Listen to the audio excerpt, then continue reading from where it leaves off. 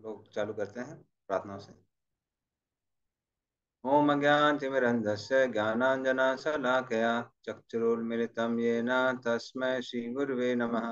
श्रीचैतन्यमनोभीष्टं स्थापितं येन भूतले स्वयं रूपकदा मह्यं ददाति सपदान्तिकम्। वन्देऽहं श्रीगुरोः श्रीयुतापदकमलं श्रीगुरून् वैष्णवांश्च श्रीरूपं सागरजातां सागना रघुनाथां वितं तं सजीवं साद्वैतं सावधूतं परिजनसहितं कृष्णचैतन्यदेवं श्री राधा कृष्ण पादान सगना ललिता श्री विशाखामितां स नमो विष्णुपादाय कृष्ण पृष्ठा भूतले श्रीमते भक्ति वेदांता स्वामी नित्य नामने नमस्ते सारस्वते देवे गौरवाणी प्रचारिणे निर्विशेष शून्यवादी पाश्चात्य देवतारिणे वांछकल्पद्रुवैश्य कृपा सिंधु एवं पतितानां पावनेभ्यो वैष्णवेभ्यो नमः। नमो महावदन्याय कृष्ण प्रेम प्रदायते कृष्णाय कृष्ण चैतन्य नामने गौरवसे नमः। हे कृष्ण करुणा सिंधु दीनबंधु जगतपते गोपसा गोपिका कांत राधा कांत नमोस्तुते सप्तकांचन गौरांगी श्री राधे वृंदावनेश्वरी विष्णुसुते देवी प्रणमामि हरिप्रिये नचल निवासाय नित्य परमात्मने बलभद्र सुभद्राभ्याम जगन्नाथाय च नमः। जय श्री कृष्ण चैतन्य प्रभु नित्यानंद श्री अद्वैत गदाधर शिवासादि गौर भक्तवृंद। हरे कृष्ण कृष्ण कृष्ण हरे हरे हरे राम राम राम हरे।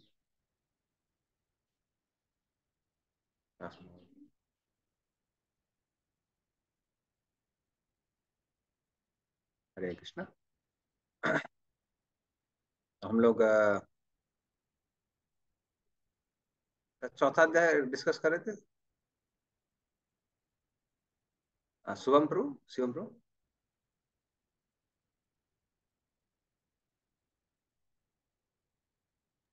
हरे Yes, कृष्ण। हाँ हरीश।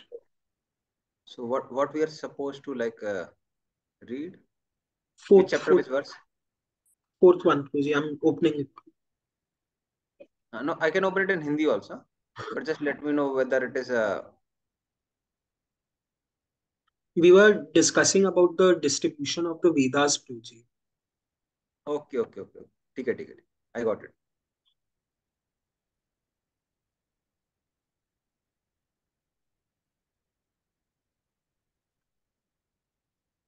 तो हमने देखा कैसे व्यासदेव ने अलग अलग संकलन किए थे और वेदों को चार भागों में विभाजित किया और उसके बाद में अलग अलग उसके प्रोफेसर बने, जो हमने लास्ट टाइम डिस्कस किए थे। और फिर उसके बाद में कैसे वेदों का प्रचार प्रसार हुआ, उससे आज हम लोग चालू करेंगे। ता एतरसियो वेदम स्वं स्वं सन्नने कधा शिष्य प्रशिष्य तच्छिक्षेर वेदास्ते साखिनो भवन। पढ़िए इसका अर्थ। हरे कृष्णा प्रभु जी। इन सब विद्वानों ने अपनी पारी में उन्हें सौंपे गए वेदों को अपने अनेक शिष्य व शिष्य तथा उनके भी शिष्य को प्रदान किया और इस प्रकार वेदों के अनुयायी को अपनी अपनी शाखाएं बनी। हरे कृष्ण प्रभु जी। इस तरह से जो वेद है, वेद अर्थात ज्ञान, जो पूरे ब्रह्मांड में फैला हुआ था, उसको वेद व्यास ने क्या किया, उसको इकट्ठा किया, संकलित किया और अपने अलग अलग शिष्यों को दिया और शिष्यों ने उसको अपने शिष्यों के द्वारा उसका प्रचार प्रसार किया। तो कोई भी ज्ञान ऐसा नहीं है जो वेदों के अंदर नहीं है।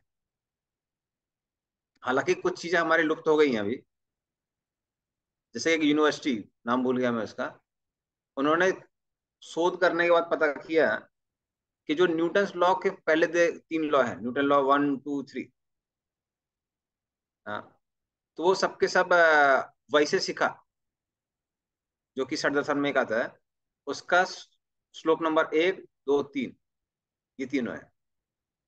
तो उस तरह से जो हम लोग जो पढ़ रहे हैं, थ्योरी ऑफ एटम जिसको बोलते हैं, कर्नाड ऋषि की लिखी हुई वैशेषिका, तो जो मॉडर्न हमारी साइंस है वो उस पर आधारित है।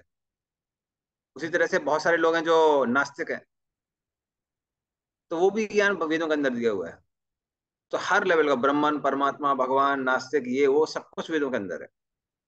तो इस तरह से व्यासदेव ने क्या किया, वो सारे ज्ञानों को विभाजित करके अलग अलग शिष्यों को दिया और शिष्यों ने अपने शिष्यों के द्वारा परंपराएं बनाई और उसका प्रचार किया। स एव वेदा दुर्मेधेर धारयन्ते पुरस्यतः। एवं चकार भगवान व्यासः कृपण वत्सलः। पढ़िए इसको अर्थ।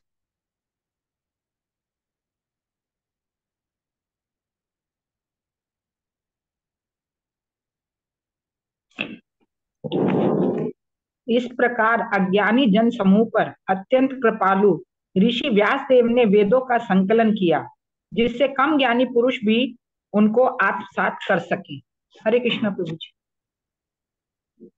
तो इस तरह से वेद व्यास ने क्या किया, उसका संकलन किया और उसको डिवाइड किया। ये 4 वेद हैं, ये उपवेद हैं। ये सब हम लोगों ने जब उपदेश अमृत पढ़ा था तो उसका पूरा वो देखा था।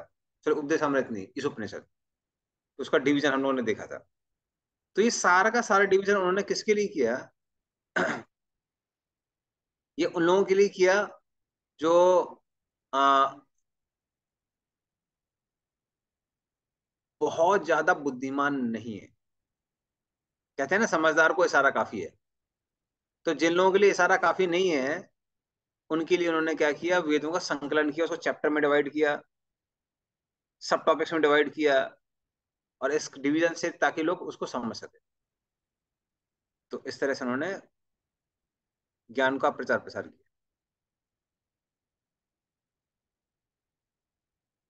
क्योंकि जनरली क्या होता है, वैदिक कल्चर में हम लोग देखेंगे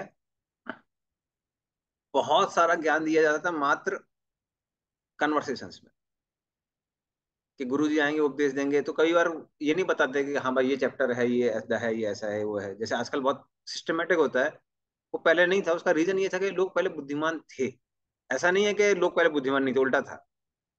लेकिन आजकल के लोग इतने ज्यादा बुद्धू हैं कि जब तक आप उसको, आप सब डिवाइड नहीं करेंगे, टाइटल नहीं देंगे, सब टाइटल नहीं देंगे, तब तक उनको समझ में नहीं आता। तो वो सारा सारा काम उन्होंने वेद व्यास ने किया कलयुग वासियों के लिए, जो कि मूर्ख है, ज्यादा बुद्धिमान नहीं है। ओके। स्त्री शूद्र द्विज बंधु नाम त्रयी न श्रुति गोचरा, कर्म श्रेयसी मूढ़ा नाम श्रेय एवं भवेद्यः इति भारतमाख्यानम कृपया मुनि न कृतम। पढ़िए इसका भी अर्थ। प्रभु जी मैं पढ़ूं। पढ़िए। महर्षि ने अनुकंपा समझा कि ये मनुष्यों को जीवन का चरम लक्ष्य प्राप्त करने में यह सहायक होगा। इस प्रकार उन्होंने स्त्रियों, शूद्रों तथा द्विज बंधुओं के लिए महाभारत नामक महान ऐतिहासिक कथा का संकलन किया। हरे कृष्ण। तो स्त्री शूद्र द्विज बंधु, द्विज बंधु मतलब द्विजों के बंधु। द्विज शब्द आता है द्विजायते, जिनका 2 बार जन्म होता है। तो चिड़िया को भी कभी कभी द्विज कहते हैं, क्योंकि चिड़िया से पहले अंडा आता है और फिर अंडे से चूजा आता है। तो 2 बार जन्म होता है उसका, एक बार चिड़िया से और एक बार अंडे से। उसी तरह से जो ब्राह्मण क्षत्रिय और वैश्य हैं, उनका जन्म 2 बार होता है, एक बार माता पिता से और दूसरी बार होता है गुरु से। तो गुरु बनते हैं पिता और वेद बनती है माता। तो इस तरह से इन लोगों को द्विज कहते हैं। लेकिन जो लोग द्विजों के परिवार में तो जन्म लिया है, मतलब ब्राह्मण क्षत्रिय वैसे परिवारों में जन्म लिया है, लेकिन उनके अंदर वो गुण नहीं है, तो ऐसे लोगों को कहा जाता है द्विजबंधु। और प्रायः ऐसे लोग ज्यादा बुद्धिमान नहीं होते हैं,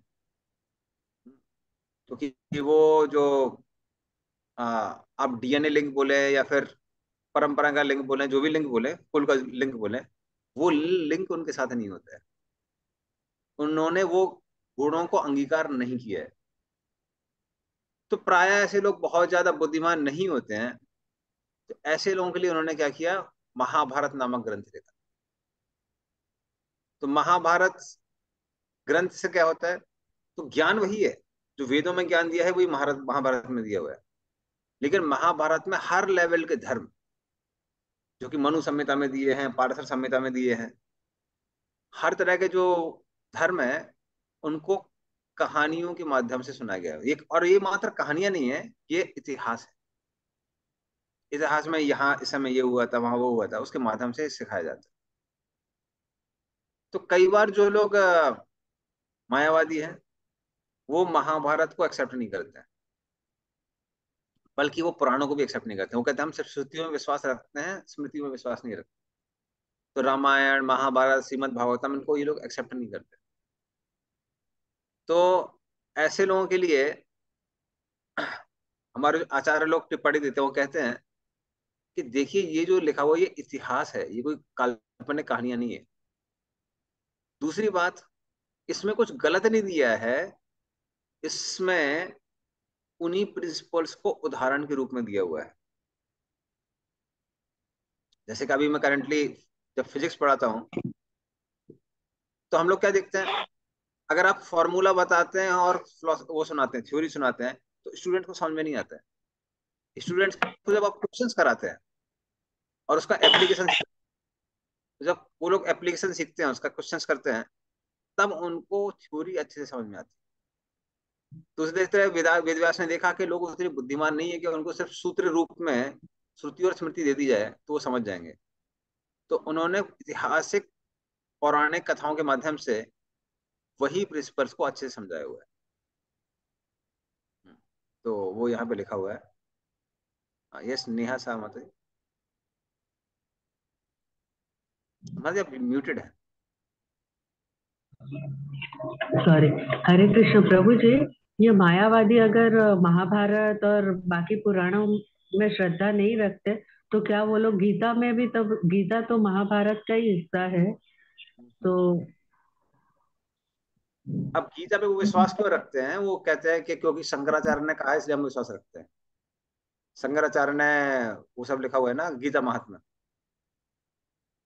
सर्वोपनिषदो गावो दुग्धा गोपाल नंदना, सारे उपनिषद गाय हैं और दोने वाले गोपाल नंदन कृष्ण हैं, और भगवत गीता दूध की तरह है। तो इसीलिए वो लोग कहते हैं कि गीता क्योंकि स्वयं भगवान विष्णु से निकली है, इसलिए हम गीता पे विश्वास रखते हैं। लेकिन अन्य जो ऋषियों ने जो लिखा हुआ है, हम उस पर विश्वास नहीं करते। तो उनके हिसाब से जो श्रुतियां हैं, श्रुतियां क्योंकि भगवान विष्णु से डायरेक्ट आई हैं, हम उस पर विश्वास रखते हैं। और गीता क्योंकि कृष्ण ने स्वयं बोली, इसलिए हम उस पर विश्वास रखते हैं। बोले बाकी चीजों में विश्वास नहीं रखते, ऐसा बोल। ठीक है। ओके प्रभु जी। हरे कृष्णा प्रभु जी, हम हाँ जी। लोग कौन से अध्याय में कौन सा श्लोक पढ़ रहे हैं? मेरी कई क्लास मिस हो गई है। ओके, तो ये हमारा अध्याय नंबर 4 चल रहा है, अच्छा जी। और श्लोक और नंबर श्लोक 26। 26। 26। ठीक है, हरे कृष्णा प्रभु जी, धन्यवाद, प्रणाम। एवं प्रवत्तस्य सदा भूतानां श्रेयसी द्विजाः सर्वात् सर्वात्मकेनापि यदा नातुष्यत् हृदयं ततः। पढ़िए इसको। हरे कृष्णा प्रभु जी, मैं पढ़ूं? हाँ जी। हे द्विज ब्राह्मणों, यद्यपि वे समस्त लोगों के समग्र कल्याण कार्य में लगे रहे, तो भी उनका मन भरा नहीं। हाँ, हरे कृष्ण प्रभु। धन्यवाद। इस तरह से कार उन्होंने बहुत कल्याणकारी किया। किसने? वेद व्यास ने, उनके शिष्यों ने, और उनके जो पर शिष्य थे उन सब ने। तो बहुत ज्यादा कार्य किया, कल्याणकारी कार्य, पर मन संतुष्ट नहीं हुआ। मन वेद व्यास का भी असंतुष्ट था, और जो इन साहित्यों का प्रचार प्रसार कर रहे थे, वैदिक साहित्यों का, उनका भी संतुष्ट नहीं था। तो उनको लग रहा था कि ये हम लोग संतुष्ट क्यों नहीं है। और जब राइटर ही संतुष्ट नहीं है, तो फिर जो लोग उसको पढ़ रहे हैं वो संतुष्ट कैसे हो? ये प्रश्न आ जाता है।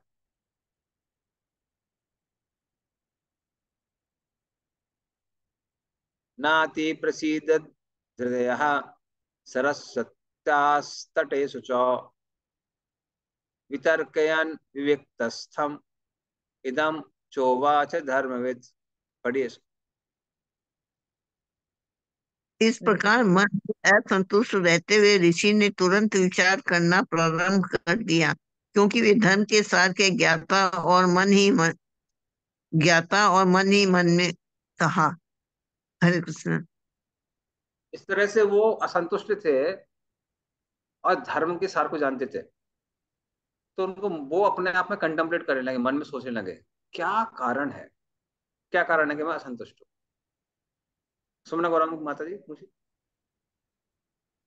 वो जैसे आपने कहा कि जब वो खुद संतुष्ट नहीं थे तो उनको पढ़ने वाले कैसे संतुष्ट होंगे, तो इसका मतलब ये हुआ कि पुराण और ये सब जो है, ये सब पढ़ के क्या मन संतुष्ट नहीं होगा? ये पूर्ण संतुष्टि प्राप्त नहीं हो सकती, उसका कारण है। उसका कारण ये है कि हम लोग शरीर नहीं, हम लोग आत्मा है। और आत्मा संतुष्ट होती है जब वो वही आध्यात्मिक कार्य करती है जो वो हमेशा से करते आई, कहाँ पर? भगवत धाम में। तो भगवत धाम में जो हम कार्य करते हुए आए हैं, कृष्ण की चर्चा सुनना, कृष्ण कथा करना, कृष्ण का नाम लेना, कृष्ण की सेवा करना, वैष्णव की सेवा करना, तभी हम संतुष्ट हो सकते हैं पूर्ण रूप से, अन्यथा पूर्णतः संतुष्ट नहीं हो सकते। उसके अलावा भले हम वैदिक साहित्यों का भी आश्रय लें, तो वैदिक साहित्य हमको ऊपर उठा सकते हैं तमोगुण और रजोगुण से सत्वगुण में, और ब्रह्म को भी प्राप्त करा सकते हैं, परमात्मा को भी प्राप्त करा सकते हैं। लेकिन पूर्ण रूप से जो संतुष्टि होती है वो मात्र भक्ति से ही आती है, अन्य कारणों से नहीं। ठीक है।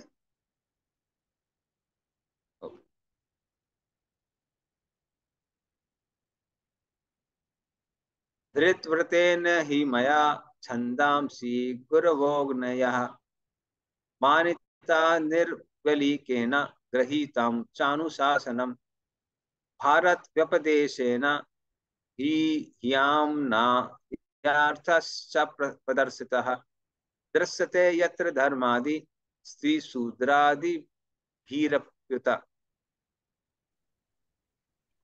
पढ़िए इसका अर्थ। हरे कृष्णा प्रभु जी, कर रहे हूँ। मैंने कठिन व्रतों का पालन करते हुए वेदों की, गुरु की तथा यज्ञ वेदों की मिथ्याडंबर के बिना पूजा की है।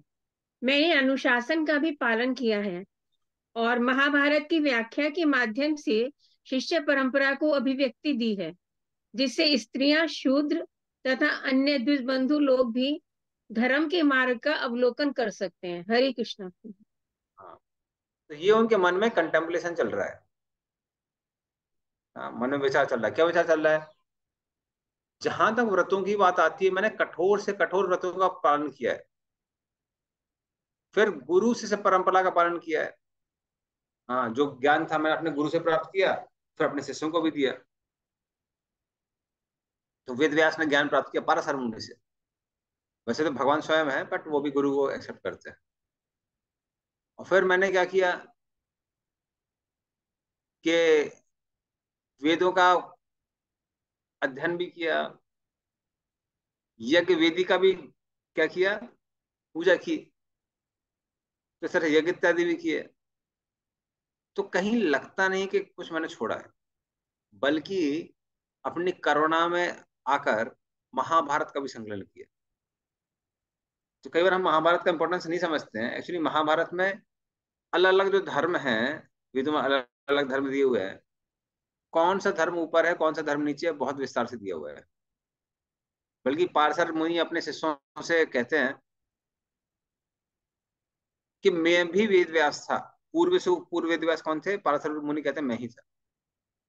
लेकिन जहां तक मेरे पुत्र कृष्ण द्वैपायन व्यास की बात आती है, वो भगवान स्वयं है। और क्या उसको सिद्ध करता है? क्योंकि अगर कोई भगवान नहीं होगा तो महाभारत जैसे ग्रंथ का संकलन नहीं कर सकता है। The very fact he has compiled Mahabharat means he is supreme person to God. तो उन्होंने बोला इसलिए सब पर कृपा करने के लिए, क्योंकि लोग कंफ्यूज रहते हैं ये धर्म ऊंचा है ये धर्म नीचा है, कब कौन से धर्म का परित्याग करना चाहिए, किसको ग्रहण करना चाहिए। इसीलिए मैंने महाभारत का भी संकलन किया। लेकिन फिर भी संतुष्टि क्यों नहीं है?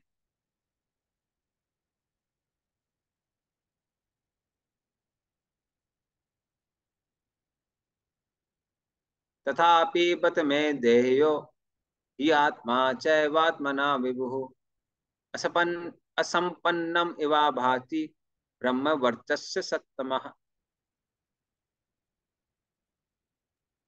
हरे कृष्णा। वेदों के लिए जितनी बातों की आवश्यकता है, यद्यपि मैं उनसे पूर्ण रूप से सज्जित हूँ, तथापि मैं अपूर्णता का अनुभव कर रहा हूँ। हरे कृष्णा। धन्यवाद। तो वो कहते हैं कि जिन जिन चीजों की आवश्यकता है, जो जो वेदों में बताए गए हैं, पूर्ण रूप से मैं उनको जानता हूं, फिर भी अपूर्णता कहां से आ रही है, असंतुष्टि कहां से आ रही है? हाँ, तो क्या कारण है कि असंतुष्टि है? किम वा भागवता धर्मा न प्रायेण निरूपिता प्रिया परमहंसानाम त एव ही अच्युत प्रिया। पढ़िए इसको। हो सकता है कि मैंने भगवान की भक्ति का विशेष रूप से कोई संकेत न किया हो, जो सिद्ध जीवों तथा अच्युत भगवान दोनों को प्रिय है। हरे कृष्ण। तब उनको लगता है शायद मैंने भक्ति को एक्सक्लूसिवली, विशेष रूप से मैंने भक्ति के ऊपर कोई ग्रंथ नहीं लिखा है। क्योंकि ये जो भक्ति है, ये जो सिद्ध जीव हैं जो आध्यात्मिक जगत में हैं, और भगवान स्वयं, उनको भक्ति बहुत प्रिय है। और क्योंकि उनकी सेवा मैंने नहीं की है, शायद इसीलिए हृदय असंतुष्ट है। तो इंडिकेशन उनको आ गया।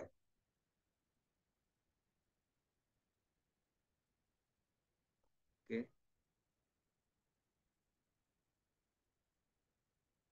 इसका तात्पर्य भी पढ़िए, तात्पर्य भी अच्छा है इसका, छोटा है भले लेकिन अच्छा है। श्री व्यास देव जिस असंतोष का अनुभव कर रहे थे, वह यहाँ पर उन्हीं के शब्दों में व्यक्त हुआ है। यह असंतोष भगवान की भक्ति में जीव की सामान्य दशा में अनुभव किया गया था। जब तक कोई सेवा की सामान्य दशा में स्थित नहीं होता, तब तक न तो भगवान और न ही जीव पूरी तरह संतुष्ट हो सकते हैं। उन्हें इस दोष का अनुभव तब हुआ जब उनके गुरु नारद मुनि उनके पास आए। इसका वर्णन इस प्रकार हुआ है। हरे कृष्ण। तो उनको हरे कृष्णा हो गया कि जब तक भक्ति में सेवा नहीं की जाए, तब तक हृदय संतुष्ट नहीं हो सकता है। तो हृदय संतुष्ट कब हो सकता है? जब भक्ति में सेवा हो। हाँ, बोली सुमना गौरंग मते।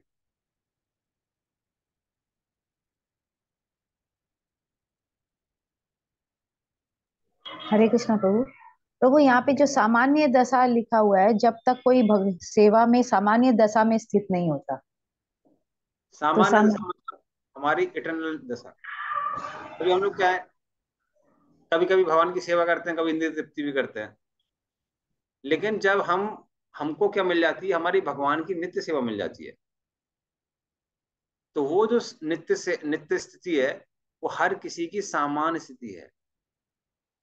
सामान्य स्थिति क्या है? जीवेर स्वरूप हो कृष्ण नित्यदास। तो कृष्ण की जो नित्य सेवा है, वो हमारी सामान्य स्थिति है। और जब तक हम सामान्य स्थिति में नहीं पहुंचते, संतुष्ट नहीं हो सकते। जिस तरह से एक मछली जब तक पानी में नहीं रहती है, जब तक वो संतुष्ट नहीं हो सकती है, उसी तरह से जब तक हम भगवत भक्ति में पूर्ण रूप से लीन नहीं होते हैं और हमको भगवान की नित्य सेवा नहीं मिलती है, तब तक हम पूर्ण रूप से संतुष्ट नहीं हो सकते। ठीक है।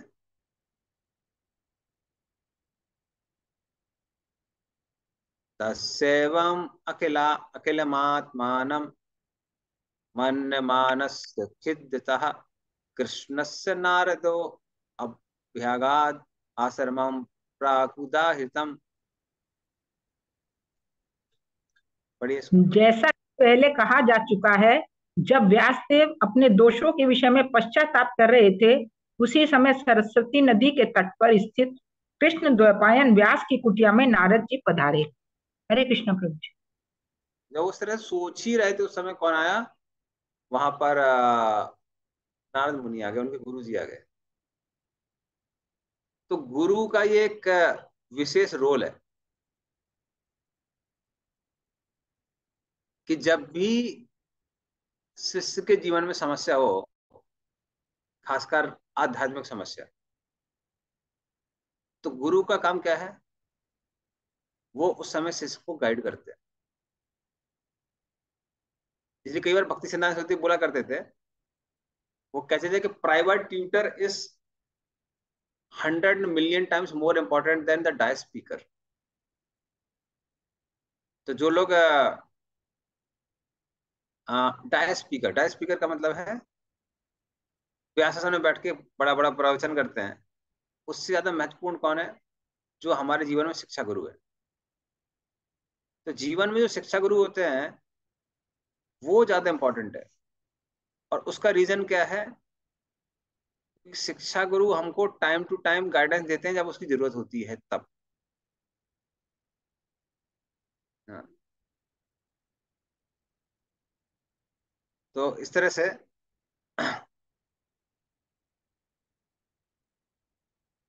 जब व्यासदेव को डिससेटिस्फेक्शन हो रहा था, वो उनका हृदय बहुत असंतुष्ट था, वो तो उसी समय कौन प्रकट होता है? नारद मुनि प्रकट होते हैं। एक मिनट रुकिए, उसका मैं देखता हूँ चक्रवर्ती पाद ने क्या दिया हुआ है इसमें वो।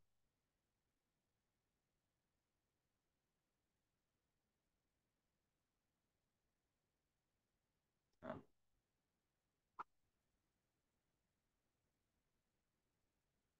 ओके। तो खिलम, खिलम का वो अर्थ बताते हैं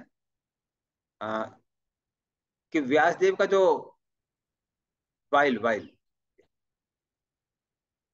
तो प्राग उदाहृतम, इसका मतलब है कि जो व्यासदेव का जो की कुटिया है वो कहाँ पे थी? वो सरस्वती नदी के तट पे थी। और उनको क्योंकि पूर्ण रूप से ज्ञान नहीं था, उनको समझ में तो आ रहा था कि क्या उनके असंतुष्टि के कारण है, लेकिन पूर्ण रूप से उनको वो ज्ञान नहीं था। तो वैसे वो भगवान के ही अवतार हैं। हाँ, लेकिन शिक्षा देने के लिए वो क्या कर रहे हैं? वो ये दिखा रहे हैं कि कैसे जब तक जीवन में एक गुरु से मार्गदर्शन नहीं लिया जाए तब तक हम पूर्ण रूप से अपने हृदय के अंधकार को दूर नहीं कर सकते। और भगवान ने स्वयं अपने हृदय में ये असंतुष्टि रखी है और ये अंधकार रखा है। क्यों? ताकि श्रीमद् भागवतम का उदय हो सके। तो वैसे वेद व्यास जो हमारे कृष्ण द्वैपायन व्यास हैं वो 27 अवतार हैं। इसलिए कृष्ण ने क्या किया? जानबूझ के उनके हृदय में वो असंतुष्टि रखी। हाँ, ताकि क्या उदित हो सके? श्रीमद् भागवतम उदित हो सके। तो चक्रवर्ती पाद लिखते हैं, कहते हैं कि कृष्ण कभी कभी बलराम को ही भ्रमित कर देते हैं। तो वेद व्यास का कहना ही क्या है? हाँ, तो आ,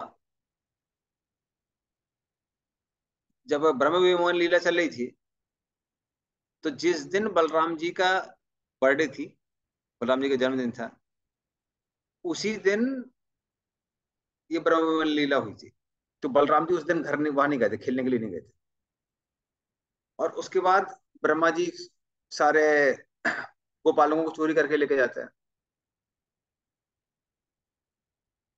और कृष्ण गोपालकों और बछड़ों के रूप में विस्तार करते हैं। जब 1 साल पूरा होने वाला था, सिर्फ 4-5 दिन बचे हुए थे, तब बलराम जी कहते हैं अरे कुछ तो गड़बड़ चल रहा है। तो वो लीला के में हम डिटेल में नहीं जाएंगे, पर वो देखते हैं, कहते हैं कैसे जो गोप कुमार थे वो अपने बालकों को वैसे ही प्रेम कर रहे थे जैसे कृष्ण को कर रहे थे। गायें भी अपने पुराने बछड़ों को उतना प्रेम दे रही थी जैसे कृष्ण को दे रही हो, और जो छोटे बछड़े थे उन पे ध्यान नहीं दे रही थी। उनको लगा कुछ तो गड़बड़ है। तब कृष्ण उनको बोलते हैं हाँ, मैं नहीं विस्तार किया। तो इस तरह से बलराम कृष्ण को भी भ्रमित कर सकते हैं, सॉरी, कृष्ण बलराम को भी भ्रमित कर सकते हैं। और जब कृष्ण बलराम को भ्रमित कर सकते हैं तो वेद व्यास को भी भ्रमित कर सकते हैं। तो श्रीमद् भागवतम कृष्ण से अभिन्न है। तो जब कृष्ण को श्रीमद् भागवतम के रूप में विस्तार करना था, या फिर प्रकट होना था, स्वयं प्रकट होना था, तब उन्होंने क्या किया? उन्होंने वेद व्यास के हृदय में असंतुष्टि प्रकट कर दी, ताकि पूरा बैकग्राउंड क्रिएट हो सके, जैसे भागवतम का उदय हो सके। और फिर भगवान अपने शिष्य नारद मुनि को भेजते हैं ताकि वो भागवतम को उदित कर सके। क्योंकि मात्र भक्तों में ही वो शक्ति है कि वो दूसरे को भक्ति दे सकें और श्रीमद् भागवतम का ज्ञान दे सकें।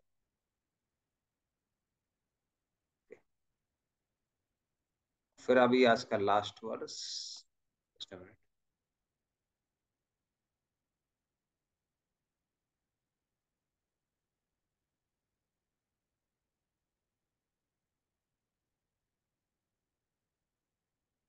ताम अभिज्ञाय सहसा प्रत्युत्थायागतं मुनिः पूजयामास विधिवन् नारदं सुरपूजितम्।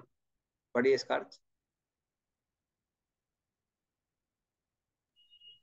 श्री नारद के शुभागमन पर श्री व्यास देव सम्मान पूर्वक उठकर खड़े हो गए और उन्होंने सृष्टा ब्रह्मा जी के समान उनकी पूजा की। विधि, विधि अर्थात होता है ब्रह्मा। तो जैसे सारे जीव लोग परम पिता ब्रह्मा की पूजा करते हैं, उसी तरह से व्यासदेव ने किसकी पूजा की? नारद मुनि की पूजा की। और इसी को परंपरा सिस्टम कहते हैं हम लोग, क्योंकि गुरु है। गुरु से ज्ञान हम तब प्राप्त कर सकते हैं जब गुरु की प्रति मन में श्रद्धा और सम्मान हो। इसीलिए गुरु की पूजा की जाती है। जैसे एक बार प्रभुपाद जी ने अपने शिष्य से पूछा था कि हम लोग गुरु पूजा क्यों करते हैं, तो शिष्य लोग अलग अलग कारण बता रहे थे। प्रभुपाद बोलते नहीं, वो इसलिए क्योंकि गुरु हमको क्या देता है? ज्ञान देता है। तो गुरु से क्योंकि हम ज्ञान प्राप्त करते हैं, और ज्ञान से होता क्या है? अंधकार दूर होता है, तमोगुण उड़ जाता है, तमोगुण का नाश होता है। इसीलिए हम लोग गुरु की पूजा करते हैं। तो ये मेन कारण। हाँ, नेहा माता जी। प्रभु जी, मुझे पूछना था कि हम लोग दर्शन आरती के बाद गुरु पूजा करते हैं, तो वो स्पेशली गुरु के लिए डेडिकेटेड होती है वो आरती, जिसमें हम लोग गुरु को ग्लोरीफाई करते हैं। लेकिन सुबह मंगल आरती में जब भगवान फर्स्ट आरती करते हैं, उसमें भी गुरु की ही ग्लोरिफिकेशन होती है।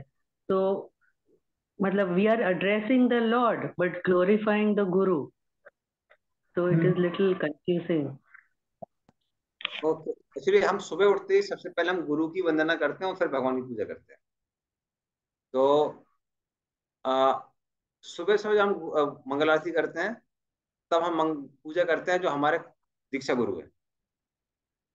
और फिर जब हम गुरु पूजा करते हैं, तब हम आरती करते हैं हमारे जो प्रोमिनेंट शिक्षा गुरु है प्रभुपाद जी। तो इस तरह दोनों में ही गुरु की पूजा है, सुबह भी है और उसमें भी है। और वेदों का नियम है कि सुबह उठते ही पहले गुरु की पूजा करनी चाहिए। तो जैसे आप गुरु की पूजा करेंगे, गुरु क्या करेंगे?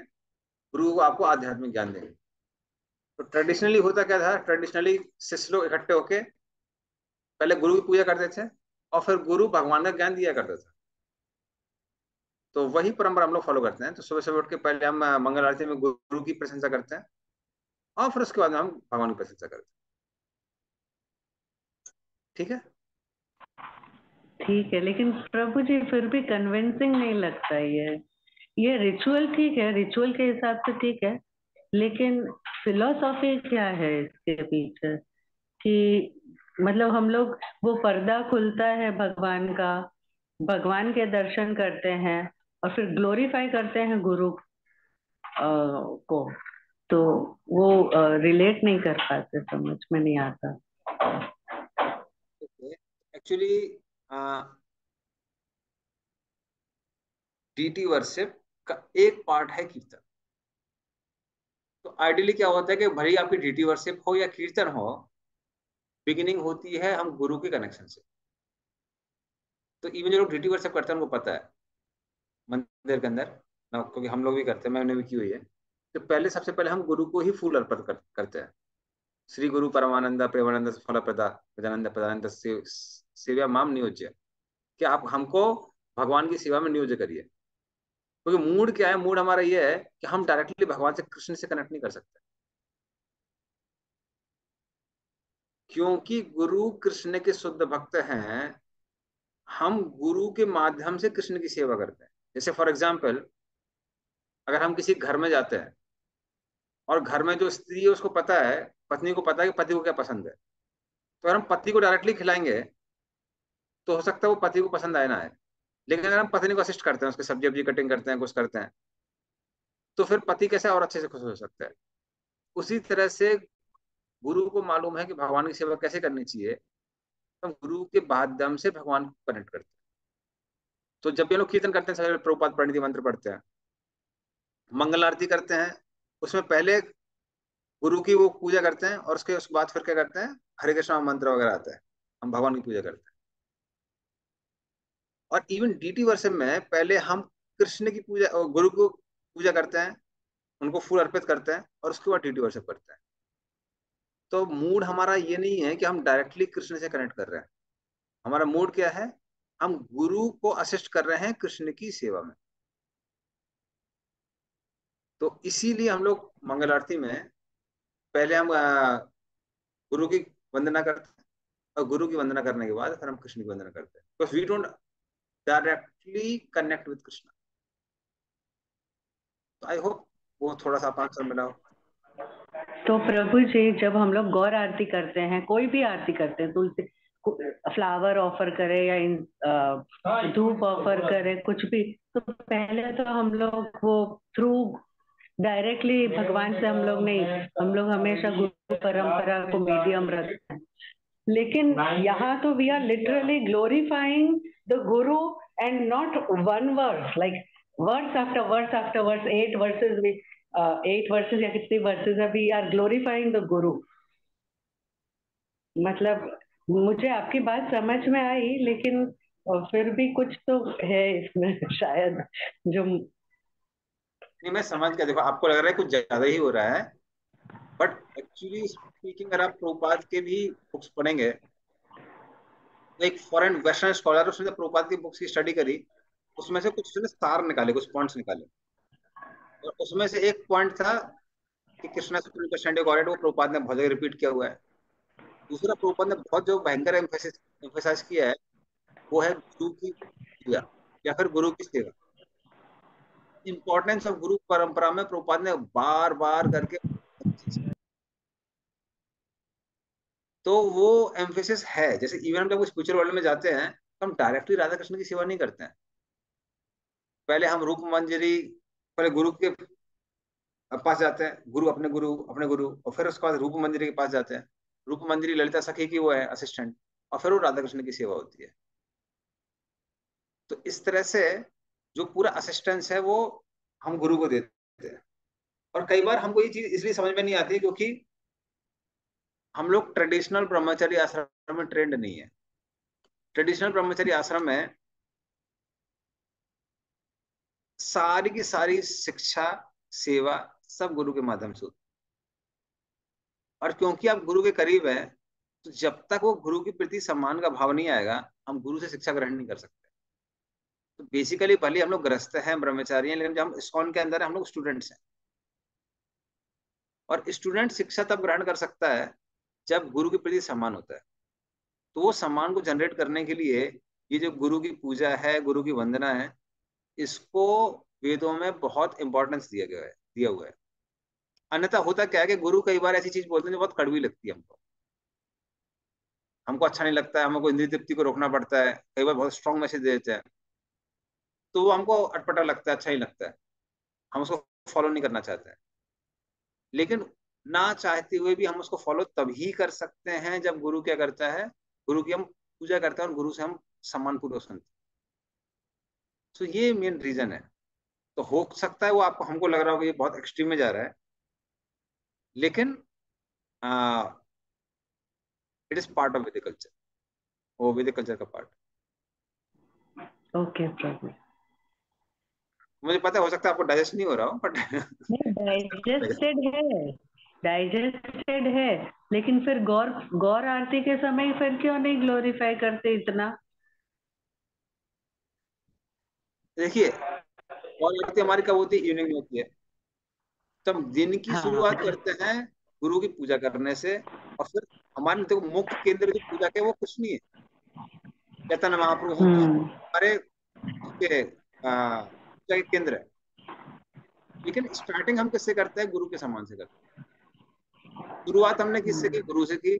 और फिर गुरु हमको किसकी सेवा में लगा रहा है? अपनी सेवा में नहीं लगा रहा है, गुरु हमको सेवा में लगा रहे हैं कृष्ण की। We begin with Guru, but the main focus is Krishna. और शायद प्रभु जी, क्या हम लोग ग्लोरीफाई जब गुरु को कर रहे हैं तो उनके गुणगान कर रहे हैं कि किस किस तरह से, अलग अलग तरह से वो गुरु भगवान की सेवा कर रहे हैं, तो क्या ऐसा अपने आप, मतलब एफर्मेशन सुबह उठ के जैसे बोलते ना आज के जमाने में कि every morning you should make some affirmation, positive affirmation. तो क्या एक तरह से ये साइकोलॉजी हमारी डेवलप होती है और मॉर्निंग एफर्मेशंस है ये एक तरह से क्या? हाँ, हम लोग बोल सकते हैं उसको, ये अफॉर्मेशन जैसी है। मैं बता तो रहा हूँ, उसका रीजन ये है, एक्चुअली जनरली होता क्या है, इस्कॉन के अंदर हमारे गुरु जी बहुत दूर है, और जो हमारे शिक्षा गुरु होते हैं हमारे, या फिर रेगुलर गाइड होते हैं, कई बार हम उनको उतना सम्मान नहीं देते हैं, क्योंकि हम लोग इंपॉर्टेंस किसको ज्यादा देते हैं कि इससे हमने दीक्षा ली हुई है, ये हमारे मेन पर्सन है।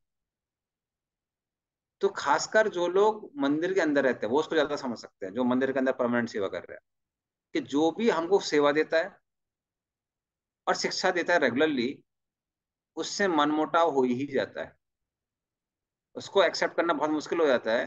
कई बार हमको क्या लगने लगता है कि वो आदमी हमको एक्सप्लॉइट कर रहा है, और ज्यादा सेवा मिल रही है तो हमको लगता है एक्सप्लॉइट कर रहे हैं। तो जब हम गुरु पूजा गाते हैं तो होता क्या है, हम बार बार अपने को रिमाइंड कराते हैं कि ये अपनी सेवा नहीं दे रहा है, ये किसकी सेवा दे रहा है, कृष्ण की सेवा दे रहा है। तो जो आप ग्लोरिफिकेशन देखेंगे जितने भी हमारे 8 वर्सेस का है, वो कृष्ण के रेस्पेक्ट में है। हाँ, संसार दावा नलिनी त्राणाय कारुण्य घन घनतम प्राप्त से कल्याण गुरानवश्य। वो अल्टीमेटली गुरु हमको किसी कृपा दे रहे हैं, कृष्ण की कृपा दे रहे हैं। गुरु अगर हमको कीर्तन करने के लिए बोल रहे हैं और महाप्रभु के संकीर्तन में भाग लेने की बोल रहे हैं, तो अल्टीमेटली वो हमको भगवान की सेवा में लगा रहे हैं। इस तरह से हम गुरु को स्पिरिचुअली देख पाते हैं। अदरवाइज खासकर जब हम लोग गुरु के साथ पर्सनली डील करते हैं तो लगने क्या लगता है, ये तो वही हमारे जैसा है, हम खा रहे हैं गुरु भी खा रहे हैं। हाँ, हमको पसीना आता है गुरु को भी पसीना आता है, हम पॉटी करते हैं गुरु भी पॉटी करते हैं। लोगों को लगता है भाई हम में और उनमें क्या अंतर है। तो जब हम ये रिमाइंड करते हैं अपने आप को कि नहीं नहीं नहीं, ये जो पर्सन है हमको क्या किसकी सेवा दे रहा है, कृष्ण की सेवा दे रहा है, तो फिर वो जो भौतिक दृष्टिकोण है वो भौतिक दृष्टिकोण से हम लोग ऊपर उठ सकते हैं। तो ये मेन रीजन है। ठीक है, हाँ ठीक है प्रभु जी, थैंक यू। तो इवन आप देखेंगे ये साथ, हाँ ये एग्जाम्पल साथ आप लोगों को ज्यादा फिट सूट करेगा। तो आप सब लोग हैं कई सालों से प्रैक्टिस कर रहे हैं, तो आप अगर ट्रुथफुल होंगे तो आप समझेंगे कि जो जिन लोगों से हम लोग भक्ति रूप से क्लासेस अटेंड करते हैं तो इनिशियली बहुत सम्मान होता है, 1 साल 2 साल 3 साल, बट जैसे जैसे हम साल बीतते हैं हमको उनकी त्रुटियां देखने लगती हैं, हमको देखने लगता है इनके अंदर भी ये कमी है, इनके अंदर भी प्रॉब्लम है, ये ऐसा है ये वैसा है। तो फिर उसके बाद वो कनेक्शन रखना और वो सम्मान रखना मुश्किल हो जाता है, सुनना मुश्किल हो जाता है। इसीलिए जब हम लोग उनका कनेक्शन देखते हैं, किससे, कृष्ण से कनेक्शन देखते हैं, कि वो किसकी वाणी बोल रहे हैं, कृष्ण की वाणी बोल रहे हैं। अगर वो हमको सेवा दे रहे हैं तो किसकी सेवा दे रहे हैं, कृष्ण की सेवा दे रहे हैं। और वैसे भी अगर वो हम कृष्ण की सेवा नहीं करेंगे तो किसकी सेवा करेंगे, इंद्रियों की सेवा करेंगे। तो वो जब हम लोग बार बार ज्ञान पे कंटेम्पलेट करेंगे तब हम अपना शिक्षा ग्रहण करने की जो प्रणाली है उसको लंबे समय तक कंटिन्यू कर सकते हैं, अदरवाइज मुश्किल। शिवम हरे प्रभु। कृष्ण प्रभु प्रणाम। हाँ हरे जी, कृष्ण प्रभु जी। प्रभु जी, हम लोग जब ऑनलाइन करते हैं तो हमारा गुरु के प्रति वो सम्मान ज्यादा बना रहता है। जब हम लोग पर्सनली ऑफलाइन करते हैं और ज्यादा इंटीमेसी हो जाती है, तब फिर हम थोड़ा सा हमारे अंदर कंप्लेसेंसी आ जाती ऑनलाइन में गुरु को आप खाते हुए, मतलब जो जिसे सुन रहे हैं उसको खाते हुए नहीं दिखते हैं ना, है। गुरु तो ऑनलाइन देखते हैं तो लगता होगा हाँ पता नहीं वो कीर्तन कर करके अपना पेट भर लेते होंगे। जब ऑफलाइन देखते हैं तो कहते हैं नहीं इसको भी खाना पड़ता है, हमको भी खाना पड़ता है, शादी हमसे ज्यादा खाता है, तो फिर सम्मान थोड़ा डाउन हो जाता है। तो है टेंडेंसी रहती है। Yes Shivam Prabhu. Hare Krishna, Prabhuji. Prabhu, just want to one point. I just thought, with your permission, I would like to once I had heard that this Guru Ashtakam has 1/9 paragraph also, which gives the Shruti Fal of the Guru singing Guru Ashtakam in the Mangal Aarti. which says that if it is sung in the Mangal Aarti, then one goes back to the Godhead. Yes. So that is one of the probably the reasons why it is sung in the Mangal Aarti, Prabhuji.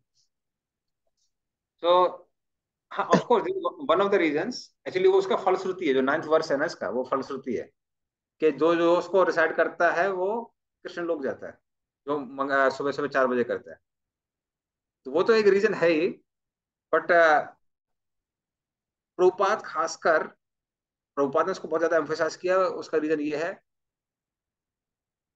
कि गुरु के द्वारा ही हम कृष्ण से connect कर सकते हैं। ये प्रभुपाद ने गुरु परंपरा में बहुत ज्यादा दूर दिया है। प्रभुपाद भी जो इंस्पायर हुए इतना रिस्क लेने के लिए, वैष्णव वर्ल्ड में जाने के लिए, वो कौन से वर्ष से हुए? हाँ, व्यवसाय में कहा बुद्धि के गुरु नंदना, उसमें जो उन्होंने लाइन पढ़ी विश्वनाथ ठाकुर की कि service instruction of the guru are life and soul of the disciple. गुरु के जो आदेश हैं वो एक शिष्य का जीवन है। तब प्रभुपाद ने बोला कि नहीं, अब मेरा अपना जो जीवन है वो गुरु के आदेश को पूरा करने में लगा देंगे। तो वो प्रभुपाद का मूड था।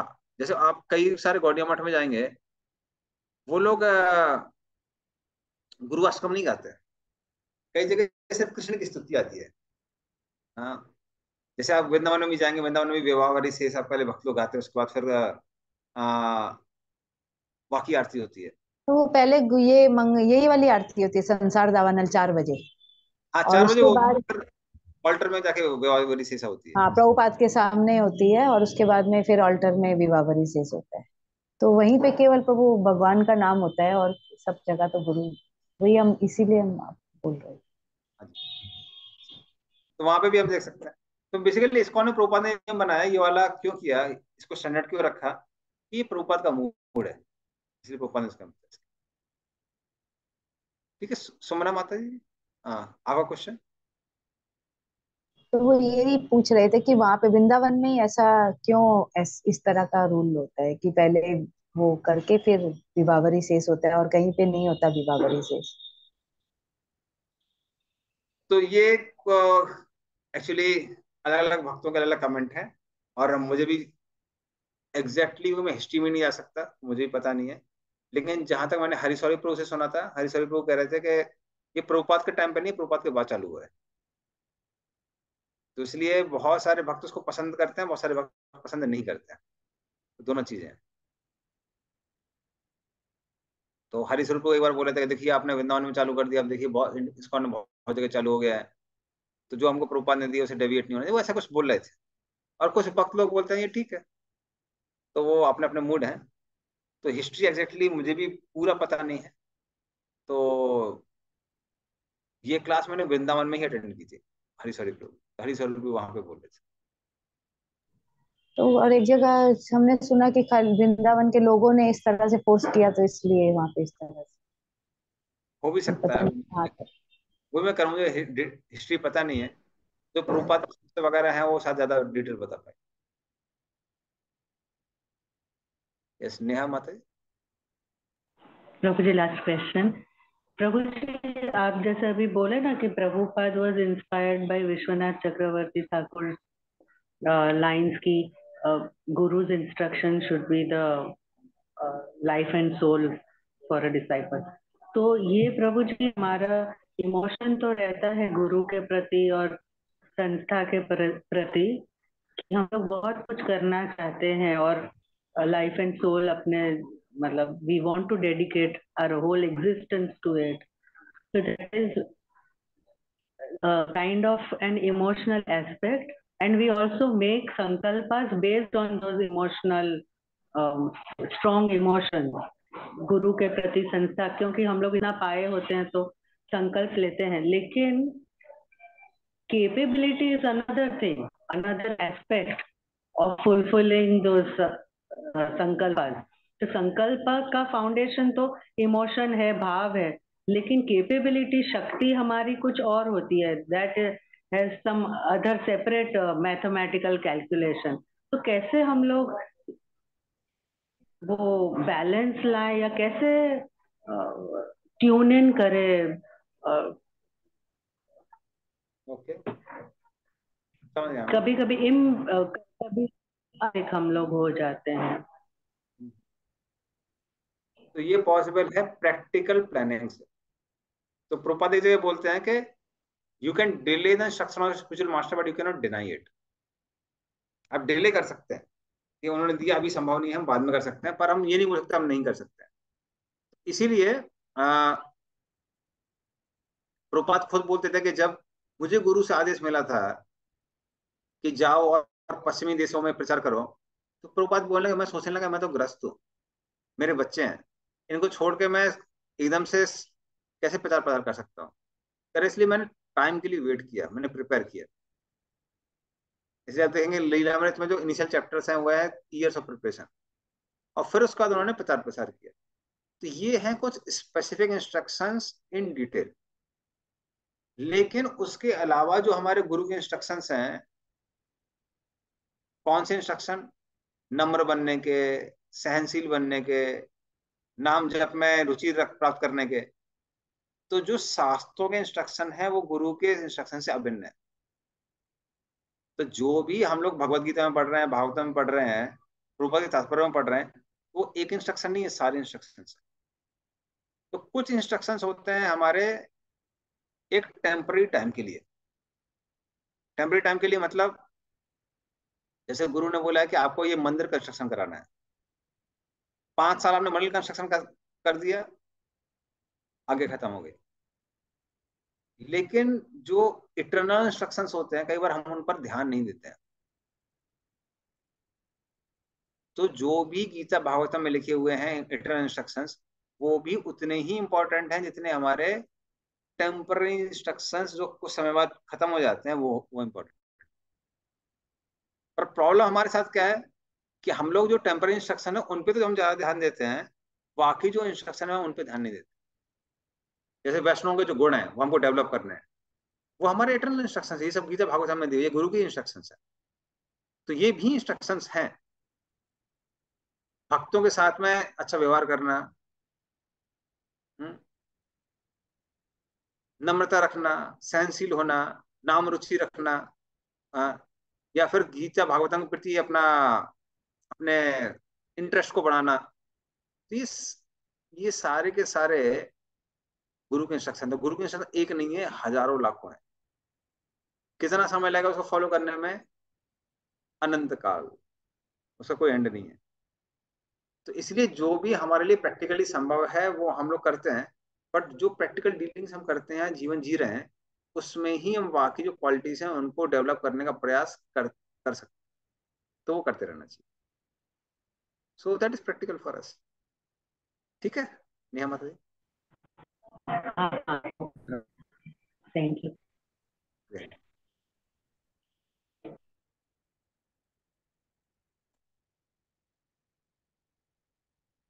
ओके, तो ये हमारा चैप्टर नंबर 4। अब चैप्टर नंबर 5। चैप्टर नंबर 5 में ज्ञान और कर्म की निरर्थकता के बारे में बताया गया है कि कैसे ज्ञान और कर्म है वो यूजलेस है, सार्थक निरर्थक है। और नारद मुनि व्यास को कहते हैं कि आप सीधे सीधे भक्ति के बारे में प्रचार प्रसार करिए, और भक्ति का जो सबसे मुख्य अंग है वो है कीर्तन। तो कीर्तन का आप क्या करिए? प्रचार प्रसार करिए। इस तरह से 5वें स्कंद में, सॉरी 5वें अध्याय में वो उसकी प्रेरणा देते हैं।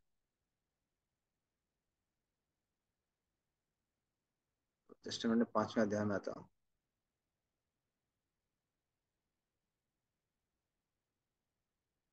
हरे कृष्ण।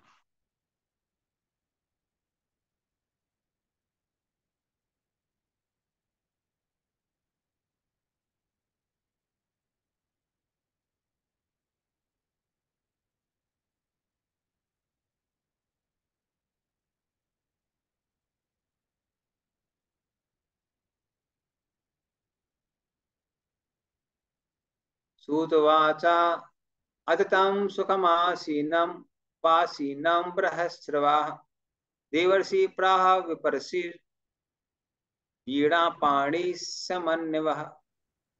इसका भी अर्थ और तात्पर्य दोनों पढ़िए। सूत गोस्वामी ने कहा, इस तरह देवऋषि नारद सुख पूर्वक बैठ गए और मानो मुस्कुराते हुए ब्रह्मऋषि व्यासदेव को संबोधित किया। तात्पर्य। नारद मुस्कुरा रहे थे क्योंकि वे महर्षि वेदव्यास को तथा उनके असंतोष के कारण को भली भांति जानते थे। जैसा कि व्यासदेव आगे बताएंगे, उनका असंतोष भक्ति योग को सही ढंग से प्रस्तुत न करने के कारण उत्पन्न था। नारद को यह त्रुटि ज्ञात थी और व्यास की दशा से इसकी पुष्टि हो गई। हरे कृष्णा प्रभु जी।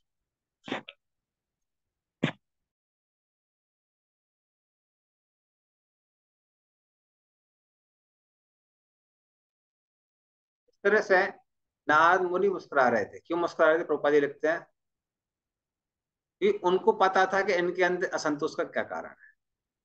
हाँ, असंतोष का क्या कारण है? क्योंकि उन्होंने भक्ति योग को ठीक से प्रस्तुत नहीं किया है, कर्म ज्ञान को अलग नहीं किया है, इसीलिए वो असंतुष्ट थे। तो शुद्ध भक्ति ग्रंथ की अभी भी कमी थी और उसकी वजह से उनको असंतुष्टि थी। नारद उवाच पाराशर महाभागा भवता कच्चिदात्मना परितुष्यति शरीरात्मा मानस एव वा। इसका भी अर्थ और तात्पर्य दोनों पढ़ी।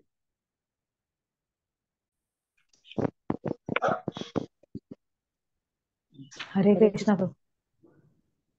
व्यास देव को पराशर पुत्र संबोधित करते हुए नारद ने पूछा, क्या तुम मन या शरीर को आत्म साक्षात्कार का लक्ष्य मानकर संतुष्ट हो? तात्पर्य।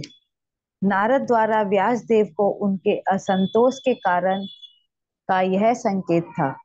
व्यास देव को अत्यंत शक्ति संपन्न ऋषि पराशर के वंशज होने के कारण असामान्य पैतृक विशेषाधिकार प्राप्त था, जिससे उनके असंतुष्ट रहने का कोई कारण नहीं होना चाहिए था। महान पिता के महान पुत्र होने के कारण उन्हें चाहिए था कि आत्मा की पहचान शरीर या मन से ना करते।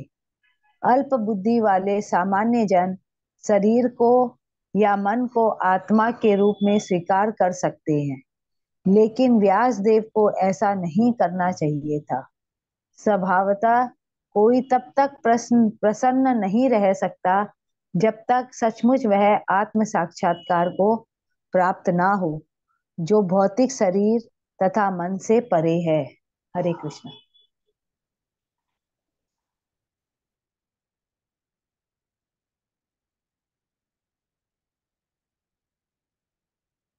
प्रभु जी अनम्यूट करना होगा। हाँ प्रभु, आप म्यूट में हैं। हरे कृष्ण।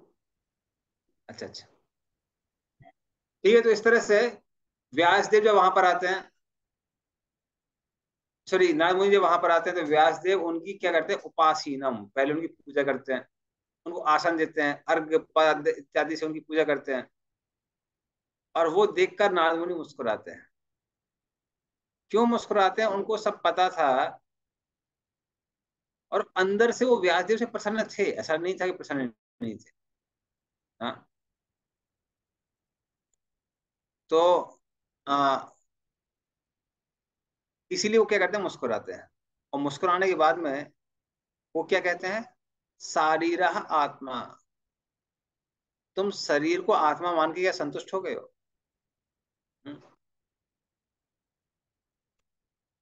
अर्थात कभी अपने आप को शरीर मान के, कभी अपने को मन मान के, इससे तुम संतुष्ट हो सकते हो क्या? तो तुम तो बहुत भाग्यशाली हो गए। तुम किसके पुत्र हो? पाराशर मुनि के पुत्र हो। वो पाराशर मुनि जिनको मार्कंड ऋषि ने स्वयं क्या बोला था कि ये हम सबसे ज्यादा उम्र में है। तो मार्कंडेय ऋषि जब एक सभा में आते हैं, उस समय पाराशर मात्र 5 साल के थे। तो मार्कंडेय ऋषि कौन है? जो कई कल्पों तक जीवित रहने वाले हैं। उनको देख के सारे ऋषि लोग खड़े हो जाते हैं और मार्कंडेय ऋषि 5 साल के पाराशर को प्रणाम करते हैं। तो आसपास सारे ऋषिगण जो वहां पे थे, वो उनको बड़ा अटपटा लगता है कि आप तो हम सबसे उम्र में इतने ज्यादा हैं, आप ये 5 साल के पाराशर को क्यों आप प्रणाम कर रहे हैं? तो मार्कंडेय ऋषि उसको सुन के अपनी परिभाषा सुनाते हैं।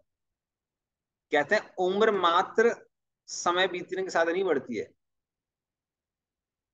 उम्र बढ़ती है कि व्यक्ति कितना विष्णु का ध्यान कर रहा है।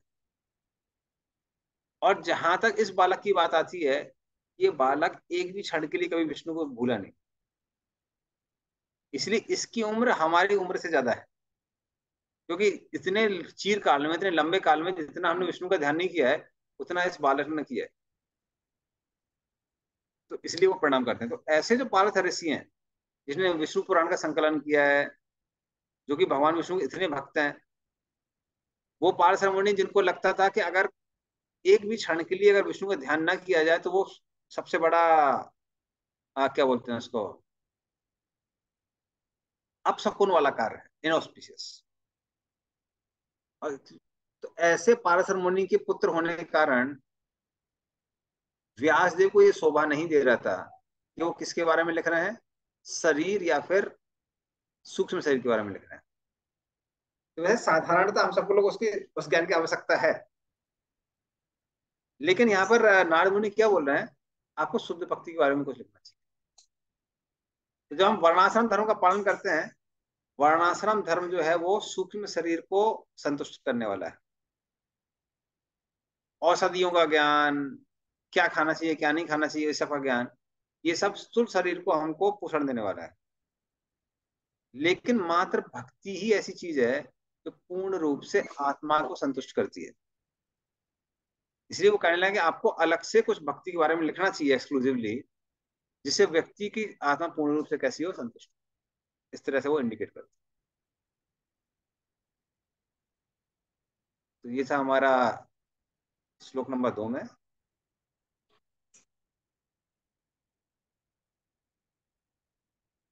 श्लोक नंबर 3 में आता है,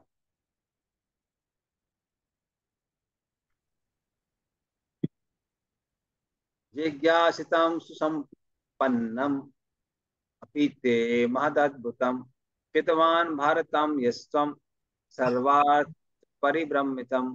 पढ़िए इसका अर्थ और तात्पर्य। तुम्हारी हरे कृष्ण। तुम्हारी पढ़िए पढ़िए मत। तुम्हारी जिज्ञासाएं पूर्ण हैं और तुम्हारा अध्ययन भी भली भांति पूरा हो चुका है।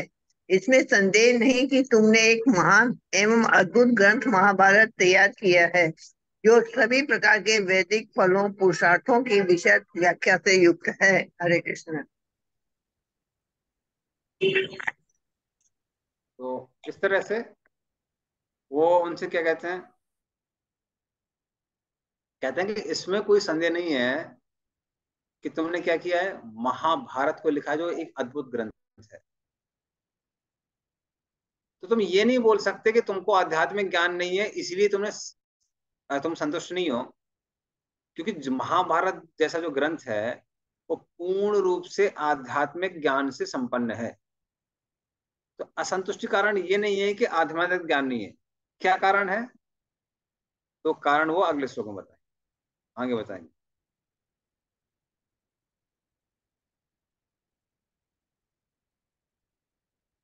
तो उन्होंने इसके पहले श्लोक में बोला था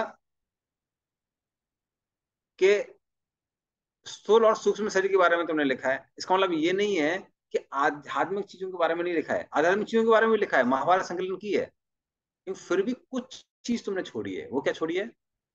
जिज्ञासितम जिज्ञासितम अधीतम च ब्रह्म यत्तत् सनातनम तथापि शोचस्यात्मान आत्मानम अकृतार्थ इव प्रभो।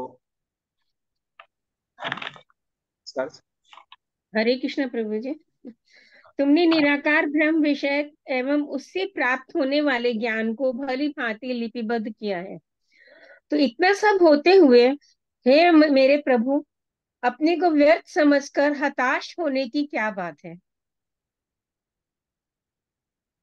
तो वो कहते हैं कि अरे तुमने ब्रह्म के बारे में भी लिख दिया। ऐसा नहीं है कि मात्र स्थूल शरीर और सूक्ष्म शरीर के जो जो धर्म है उनके बारे में तुमने लिखा है, तुमने आध्यात्मिक ज्ञान के बारे में भी लिखा हुआ है। तो खासकर ब्रह्म के साक्षात्कार के बारे में तुमने लिखा है वेदों में, क्योंकि वेदांत सूत्रों में तुमने लिखा है कैसे जो ब्रह्म है वो सब जगह है, सर्वव्याप्त है। लेकिन अधीतम, अधीतम मतलब आपने भले ही ब्रह्म की साक्षात्कार के बारे में लिखा है, लेकिन फिर भी संतुष्टि नहीं है। इसका मतलब क्या है? जो संतुष्टि देने वाला है वो ब्रह्म के ज्ञान के परे है। तो इस तरह से वो इनडायरेक्टली क्या बोल रहे हैं कि जो ब्रह्म के ज्ञान के परे है वो किसका ज्ञान है? परमात्मा और भगवान का ज्ञान है, और खासकर भगवान का ज्ञान है। उसके बारे में आपने अभी तक नहीं लिखा। तो भौतिक शरीर के बारे में लिखा है, सूक्ष्म शरीर के बारे में लिखा हुआ है, स्थूल शरीर और सूक्ष्म शरीर के बारे में लिखा हुआ है, आत्मा के बारे में तुमने लिखा हुआ है, ब्रह्म के बारे में लिखा हुआ है, लेकिन भक्ति के बारे में कोई एक्सक्लूसिव लिटरेचर अभी तक नहीं है। इस तरह से वो उनको कहते हैं।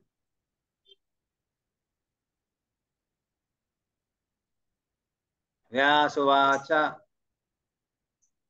अस्त्येव मे सर्मिदं त्वयोक्तं तथापि नात्मा परितुष्यते मे तन्मूल व्यक्तम अगाध बोधम पृच्छामहे त्वात्म भवात्म भूतम। पढ़िए इसका। श्री व्यासदेव ने कहा, आपने मेरे विषय में जो कुछ कहा वह सब सही है। इन सब के बावजूद मैं संतुष्ट नहीं हूँ। अतः मैं आपसे अपने असंतोष के मूल कारण के विषय में पूछ रहा हूँ, क्योंकि आप स्वयंभू बिना भौतिक माता पिता के उत्पन्न ब्रह्मा की संतान होने के कारण अगाध ज्ञान से युक्त व्यक्ति हैं। हरे कृष्ण। तो वो कहने लगे कि देखिए, आपने जो भी मेरे विषय में कहा वो सब सही है, कि इतना कुछ लिखने के बाद, संकलन करने के बाद, प्रचार प्रसार करने के बाद मैं संतुष्ट नहीं हूं। तो इसलिए आप क्या करिए, असंतुष्टि का कारण बताइए। तो आपने ये तो बता दिया कि मैंने सब किया, आपने सही बोला, बट फिर बताइए क्या संतुष्टि का कारण क्या रह गया? इसका मतलब जो मैंने किया परफेक्टली किया, बट कुछ ऐसी चीजें जो अभी तक मैंने नहीं की है। तो तन मूलम, मूल का अर्थ होता है जड़। तो जो मेरी समस्या की जड़ है उसको मुझे बताइए। क्यों? मैं अव्यक्तम, क्योंकि उसको समझना मेरे लिए बहुत मुश्किल है। इसका मतलब मुझे समझ में नहीं आ रहा है। और आत्मभूतम, आपका जो शरीर है, हाँ, वो स्वयं ब्रह्मा से आया है और शरीर आध्यात्मिक है। और अगाध बोधम, हाँ, आपके जो पिता हैं उनके पास बहुत ज्ञान है, इस तरह से आपको भी बहुत ज्ञान है। और क्योंकि आपको इतना ज्यादा ज्ञान है, आप ही मेरी समस्या का समाधान कर सकते हैं।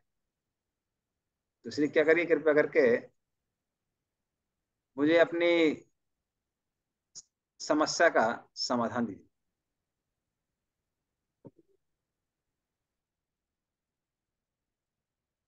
सवै भगव सवै भवान वेद समस्त गुह्यम पासितो यत् तत् यत्पुरुषा पुराणः परावरेशो मनसेव विश्वम सृजत् व्यक्ति गुणैर संगः।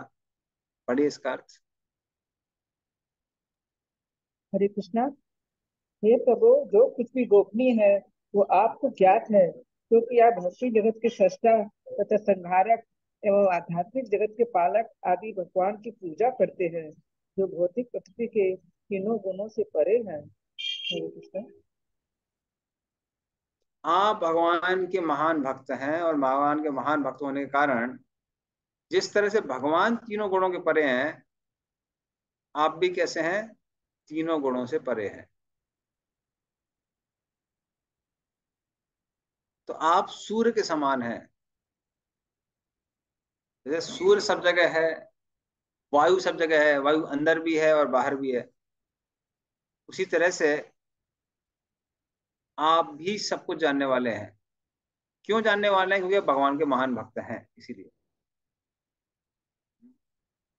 आप भगवान की भक्ति शक्ति के क्या है? विस्तार है, उसके अवतार हैं। तो कृपया करके मेरी मदद करिए। जिस तरह सूर्य सब जगह विचरण करता है और हर चीज को देखता है, जिससे से वायु सबके अंदर है, सबके बाहर है। इसीलिए सूर्य को और वायु को क्या कहा गया है? आत्म साक्षी। अंतःसरो वायुर इवात्म साक्षी। इस तरह से वायु और सूर्य हर चीज का साक्षी है, आप भी हर चीज के साक्षी हैं।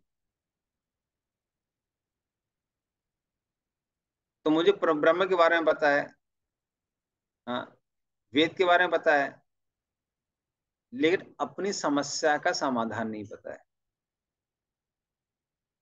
अलम न्यूनम, फिर भी इनके बावजूद मैं अपनी समस्या का समाधान नहीं ढूंढ पा रहा हूं। और इसके द्वारा व्यासदेव क्या सिद्ध करना चाहते हैं कि अगर व्यक्ति पूर्ण रूप से आध्यात्मिक ज्ञान भी चाहता है, जानता है, तो भी वो अपनी समस्या का समाधान तब तक नहीं ढूंढ सकता है जब तक वो गुरु की आज्ञा का पालन नहीं करता है और उनसे ज्ञान ग्रहण नहीं करता है। तो इसलिए हर व्यक्ति को जीवन के हर मोड़ पर एक स्पिरिचुअल गाइड की आवश्यकता होती है। तम पर्यटन नरक तम पर्यटक इव त्रिलोकी अंतश्चरो वायुरेवात्म साक्षी परावरे ब्राह्मणी धर्म तो व्रत स्नातस्य में न्यूनमलम विचक्ष। पढ़िए इसका अर्थ। आप सूर्य के समान तीनों लोकों में विचरण कर सकते हैं और वायु के समान प्रत्येक व्यक्ति के अंदर प्रवेश कर सकते हैं। इसलिए आप सर्वव्यापी परमात्मा के तुल्य हैं। अतः आपसे प्रार्थना है कि नियमों तथा व्रतों का पालन करते हुए दिव्यता में लीन रहने पर भी मुझ में जो कमी हो उसे खोज निकालें। हरे कृष्ण। जैसे हमने बताया कि वायु को और सूर्य को क्या बोला जाता है? आत्मा साक्षी। तो अलग अलग साक्षी हैं जो हमारे कर्मों का लिखा जोखा रखते हैं। उसमें से दो हैं सूर्य और वायु। इससे सूर्य और वायु हर चीज के साक्षी हैं। आप भी साक्षी हैं। आप वो समझ सकते हैं जो मैं नहीं समझ सकता हूँ। तो क्या त्रुटियां हैं मेरे अंदर, मैं नहीं समझ सकता हूँ, कौन समझ सकता है? आप समझ सकते हैं। इसलिए आप क्या करिए, मेरी समस्या का समाधान बताइए। और फिर नारद मुनि कहना चालू करते हैं। श्री नारद वाचा भवतानुदित प्रायम यशो भगवतो अमलम ये ने वासो ना तुस्येत मन्ने तदर्शनम खिलम। पढ़िए इसका अर्थ। हरे कृष्णा प्रभु जी। श्री नारद ने कहा, वास्तव में तुमने भगवान की अलौकिक तथा निर्मल महिमा का प्रसार नहीं किया। जो दर्शन शास्त्र परमेश्वर की दिव्य इंद्रियों को तुष्ट नहीं कर पाता, वह व्यर्थ समझा जाता है। हरे कृष्ण। तात्पर्य पढ़िए। अच्छा, ठीक। परमात्मा के साथ व्यक्तिगत जीव का वैधानिक संबंध उस शाश्वत स्वामी के नित्य दास होने का है। भगवान ने जीवों के रूप में अपना विस्तार इसलिए किया है कि उन्हें उनसे प्रेम पूर्ण सेवा प्राप्त हो सके और इसी से भगवान तथा जीव दोनों को संतोष प्राप्त हो सकता है। वेद व्यास जैसे विद्वान ने वैदिक साहित्य में अनेक विस्तार किए जिनका अंत वेदांत दर्शन में होता है, किंतु इनमें से किसी में भी भगवान की महिमा का प्रत्यक्ष गान नहीं हुआ था। शुष्क दार्शनिक चिंतन भ्रम जैसे दिव्य विषय से संबंधित होकर भी भगवान की महिमा के प्रत्यक्ष गुणगान के बिना तनिक भी आकर्षक नहीं होता। दिव्य अनुभूति के लिए भगवान अंतिम शब्द है। निराकार ब्रह्म या अंतर्यामी परमात्मा के रूप में परम की अनुभूति उतना दिव्य आनंद प्रदान करने वाली नहीं होती जितनी कि उनकी महिमा की साक्षात अनुभूति होती है। वेदांत दर्शन के संकलन करता स्वयं व्यासदेव है, किंतु इसके रचयिता होते हुए भी वे विचलित हैं।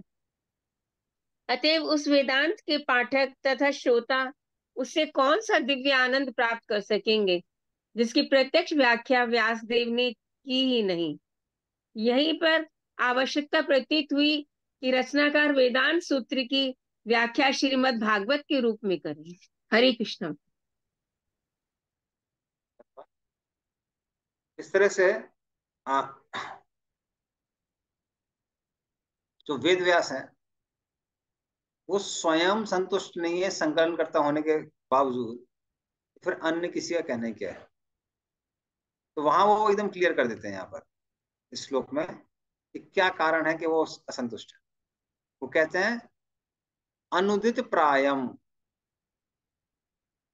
तो जहां तक हो सकता है तुमने बाकी सारी चीजों के बारे में बताया है, हाँ, लेकिन कर्म ज्ञान से अलग भगवान की महिमा का गुणगान करने वाला कोई भी ग्रंथ अभी तक तुमने लिखा नहीं है। तो जिस तरह से भगवान का जो रूप है वो सारे रूपों से कैसा है, परे है, उससे भिन्न है, उसी तरह से भगवान की लीलाएं और भगवान की जो भक्ति है वो भी सबसे ज्यादा आकर्षक है। तो उनके बारे में तुमको कोई ग्रंथ लिखना चाहिए। तो फिर व्यास कहते हैं लेकिन मैंने ब्रह्म मीमांसा लिखी है, वेदांत दर्शन लिखा हुआ है। तो वो कहते हैं कि हाँ, लेकिन ये जो ब्रह्म मीमांसा है या वेदांत दर्शन है इसमें कमी है, खिलम। अगर कमी नहीं होती तो तुम संतुष्ट होते ना। इसका मतलब कुछ तो कमी है इसलिए तुम असंतुष्ट हो। और जब तुम संतुष्ट नहीं है तो बाकी लोग जो पाठक हैं, जो पढ़ने वाले हैं, वो संतुष्ट कैसे हो सकते हैं। इसलिए वेदांत दर्शन अपने आप में कैसा है, अपूर्ण है, पूर्ण नहीं है। तो ये नारद मुनि व्यास देव को कहते हैं।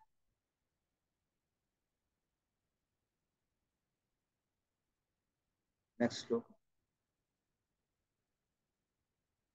यथा धर्मादयश्चार्था मुनिवर्यानुकीर्तिताः न तथा वासुदेवस्य महिमा ह्यनुवर्णिताः।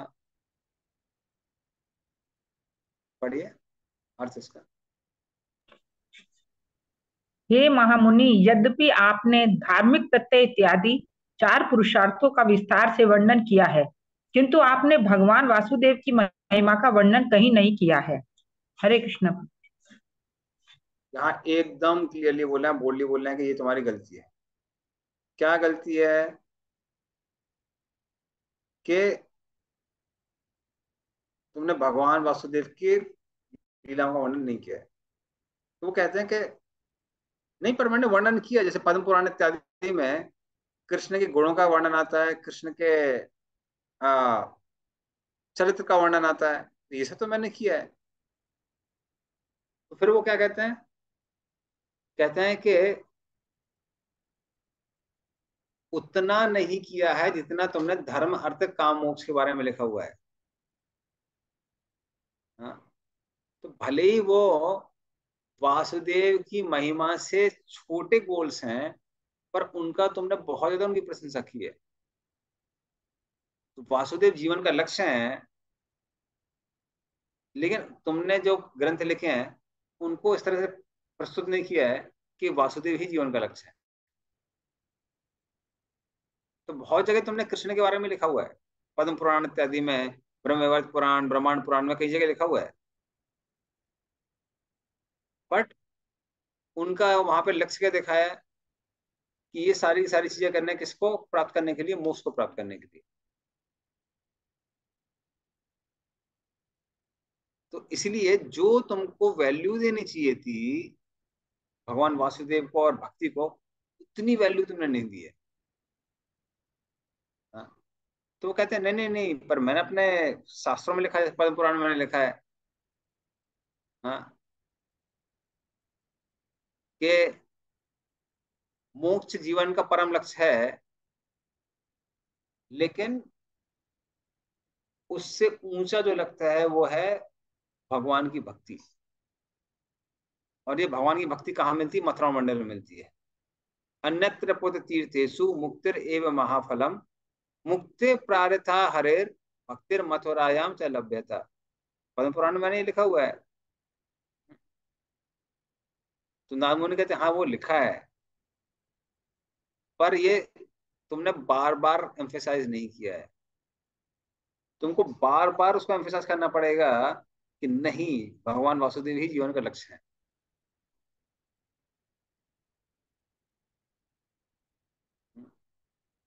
तो इस तरह से कहाँ लिखा हुआ है? आनंदमय भाषा तुमने लिखा हुआ है,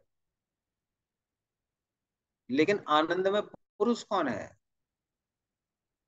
आनंदमय पुरुष कौन है? भगवान स्वयं। तो अगर तुम बार बार भगवान की लीलाओं का वर्णन करोगे, उसको एम्फेसाइज करोगे, तो जो पाठक हैं उनको भी समझ में आएगा कि अल्टीमेटली जो मेन लक्ष्य है वो है भगवान वासुदेव की भक्ति। और जब उनको ये समझ में आएगा तब वो लोग भक्ति के पथ पे आएंगे। तो ऐसे ग्रंथ की आवश्यकता है जो ऐसा करती है। और नारद मुनि को वो क्लियर कर देते हैं कि ऐसे ग्रंथ का संकलन करना है। तो श्रीमद् भागवतम का संकलन करने की प्रेरणा व्यासदेव को कहाँ से मिली? नारद मुनि से मिली, गुरु से मिली। फिर ये हमारा बहुत इंपॉर्टेंट श्लोक है और प्रभुपाद जी बहुत जगह कोट भी करते हैं, इसलिए आप लोग मेरे पीछे पीछे दोहरा सकते हैं इसको।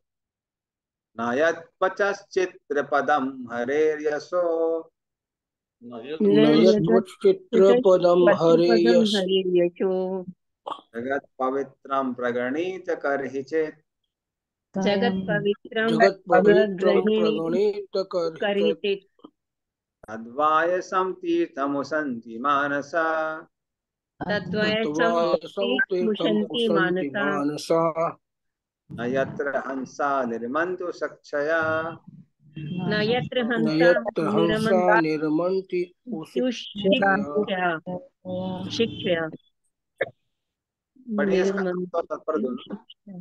जो वाणी पढ़िए आप पढ़िए। जो वाणी संपूर्ण ब्रह्मांड के वायुमंडल को परिशुद्ध करने वाले भगवान की महिमा का वर्णन नहीं करती, उसे साधु पुरुष कौवे के स्थान के समान मानते हैं। चूंकि परमहंस पुरुष दिव्य लोक के वासी होते हैं, अतः उन्हें ऐसे स्थान में कोई आनंद नहीं मिलता। शिल प्रभुपाद द्वारा तात्पर्य शिल प्रभुपाद की जय। कौवे तथा हंस अपनी भिन्न भिन्न मानसिक प्रवृत्तियों के कारण एक से नहीं होते। सकाम कर्मियों या रजोगुणी व्यक्तियों की तुलना कौवे से की गई है और परमहंस साधु पुरुषों की तुलना हंसों से की गई है। कौवों को कूड़ा करकट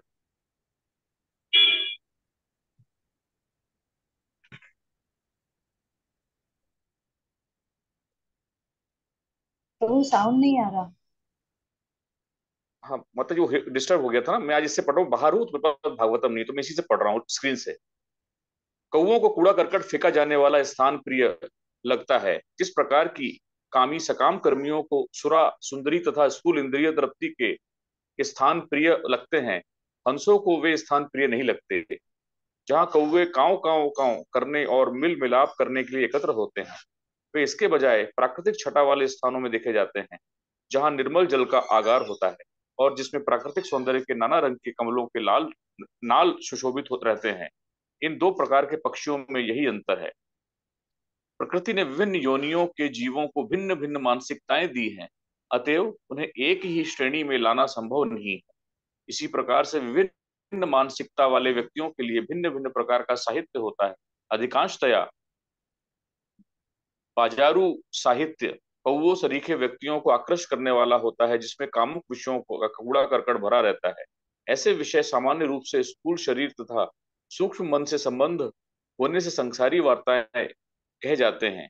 ये संसारी उपमाओं तथा रूपकों वाली अलंकारमयी भाषा में लिखे होते हैं। ऐसा होने पर इनमें भगवान की महिमा का वर्णन नहीं रहता। ऐसा पद्म या गद्य चाहे वह जिस विषय पर भी हो, शव को अलंकृत करने जैसा है। आध्यात्मिक दृष्टि से उन्नत मनुष्य जो हंसों के समान है, ऐसे मृत साहित्य में रुचि नहीं रखते, क्योंकि यह तो आध्यात्मिक दृष्टि से मृत पुरुषों के लिए ही आनंद का स्रोत होता है। ऐसा रजो तथा तमोगुणी साहित्य विभिन्न शीर्षकों से वितरित किया जाता है, किंतु इससे मानव की आध्यात्मिक जिज्ञासा की पूर्ति नहीं हो पाती। अतएव हंस सदृश आध्यात्मिक पुरुषों को ऐसे साहित्य से कोई सरोकार नहीं होता। ऐसे उन्नत पुरुषों को मानस भी कहा जाता है, क्योंकि वे आध्यात्मिक धरातल में भगवान की दिव्य स्वैच्छिक सेवा के आदर्श मानदंड को बनाए रखते हैं। यह चेतना स्थूल शारीरिक इंद्रिय तुष्टि के कार्यों या अहंकारी भौतिक मन के सूक्ष्म चिंतन के लिए सकाम कर्म करने से रोक देती है। हरे कृष्ण प्रभु। अभी है थोड़ा वैसे। अच्छा, सामाजिक साहित्य जन विज्ञानी, संसारी कवि, मीमांसक तथा राजनीतिज्ञ जो इंद्रिय सुख को इंद्रिय सुख की भौतिक प्रगति में पूर्ण रूप से लीन रहते हैं, सभी माया के हाथ की कठपुतलियां हैं।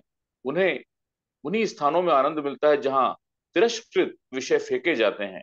श्रीधर स्वामी के अनुसार यह वैश्यागामियों का आनंद है, लेकिन जो साहित्य भगवान की महिमा का वर्णन करता है उसका आनंद वे परमहंस उठाते हैं जिन्होंने मानव कार्यों के सार तत्वों को प्राप्त कर लिया है। हरे कृष्ण। तो इस तरह से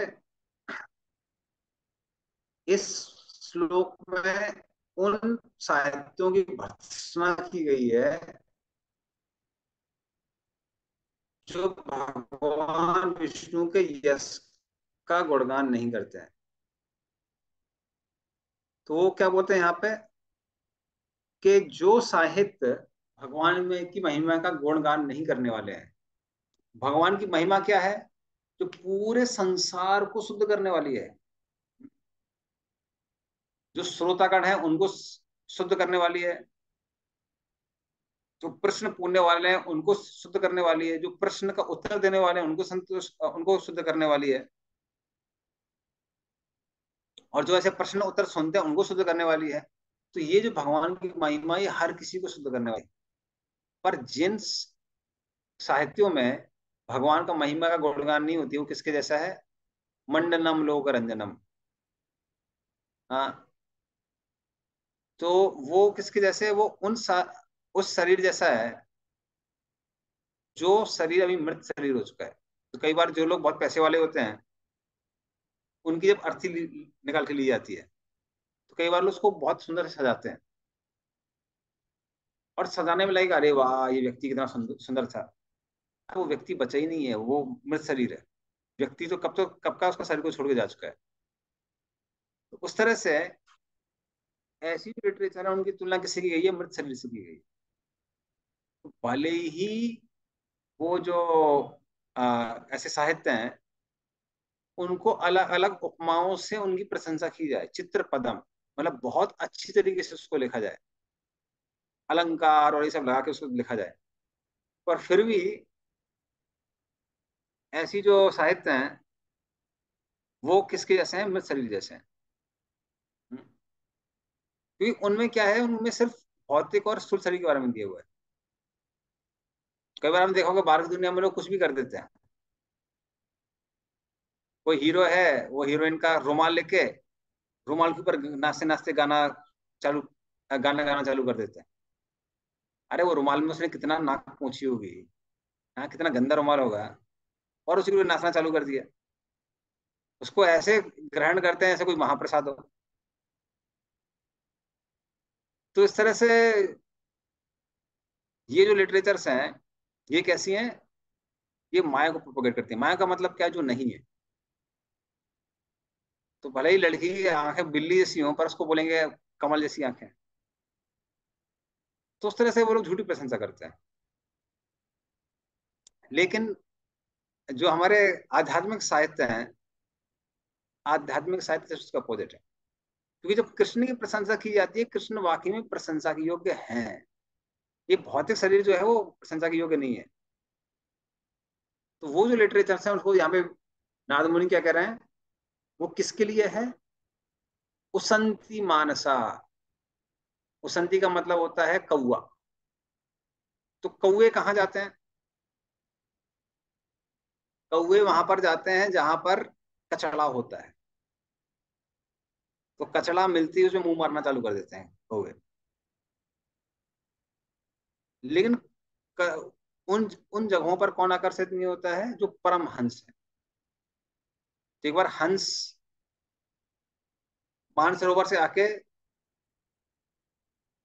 किसी तालाब के पास में जाते हैं और वहां पर उनको बगुले दिखाई देते हैं। तो बगुले बोलते हैं देखने में तो हमारे ऐसा सफेद सफेद दिखाई दे रहा है पर ये काफी रॉयल दिखाई दे रहा है। तो उससे प्रश्न पूछने लगते हैं कि आप लोग कौन है? तो बोले हम हंस हैं। तो हंसों से पूछने लगे बगुले कि आप क्या कहाँ रहते हैं और आप क्या करते हैं? कहते हैं मानसरोवर में रहते हैं और कमल के साथ में हम लोग खेलते हैं, कमल का पराग हम ग्रहण करते हैं। तो बोलते अच्छा मानसरोवर वहां पर कैसा है? मानसरोवर बहुत सुंदर जगह है, वहां का जो जल है एकदम से साफ है, सुगंधित वायु भी बहती रहती है वहां पे, और वहां पर कमल खिलते हैं, उसे कमल का पराग हम लोग ग्रहण करते हैं। तो कह रहे हैं, बड़ी सुंदर जगह है। फिर पूछे वाघ साहब तो ठीक है, वहां पर मछलियां हैं क्या? तो कह रहे नहीं, वहां मछली नहीं है। अरे फिर क्या फायदा है, हमको ऐसी जगह जाना है जहाँ मछलियां हो। तो जिनको बदबूदार चीजों खाने की आदत होती है, ऐसे लोग सुगंधित चीजों का आस्वादन नहीं कर सकते, उसका इंपॉर्टेंस नहीं समझ सकते। उसी तरह से जिनको सड़ी थर्ड क्लास लिटरेचर की आदत पड़ी हुई है, वो इन ग्रंथों का आस्वादन नहीं कर पाते। तो जो इन ग्रंथों का आस्वादन करते हैं वो किसके जैसे हैं? वो हंस जैसे हैं। और जो लोग इस भौतिक जगत की लिटरेचर का आस्वादन करते हैं, वो कौवे जैसे। तो मानसा, उसंती मानसा, मानसा अर्थात जो व्यक्ति के मान को नष्ट करने वाली है। या फिर मानसा का अर्थ हो सकता है जो ब्रह्मा जी के मानस पुत्र हैं, जैसे कुमार इत्यादि। तो कुमार इत्यादि क्या कहते हैं कि हाँ, कौन से ग्रंथ पढ़ने चाहिए जिसमें हरि की प्रशंसा हो। अन्य ग्रंथ पढ़ने की कोई आवश्यकता नहीं है। किनके लिए बना हुआ है? कौओं के लिए बनी हुई है। तो जो कौओं के लिए तीर्थ है, वहां हंस नहीं जाते हैं, और जो हंसों के लिए तीर्थ है, वहां पर कौवे नहीं जाते हैं। तो भले ही ऐसी लिटरेचर में अलंकार इत्यादि बहुत अच्छे से दिया हुआ है, लेकिन जो हंस जैसे लोग हैं वो उसको पसंद नहीं करते हैं। अब जो आध्यात्मिक लिटरेचर्स हैं, उनके क्या गुण है वो अगले श्लोक में आते हैं। तो ये भी बहुत इंपॉर्टेंट वर्ष है। तो पिछला श्लोक था भौतिक लिटरेचर्स के बारे में, और ये है आध्यात्मिक लिटरेचर्स के बारे में। तद्वाग विसर्गो जनताग विप्लवो, या आप रिपीट कर सकते हैं तो। तद्वाग विसर्गो जनताग विपल्वो, यस्मिन् प्रति श्लोकमवद्वति अपि यस्मिन् प्रति श्लोकं बद्धवत्यपि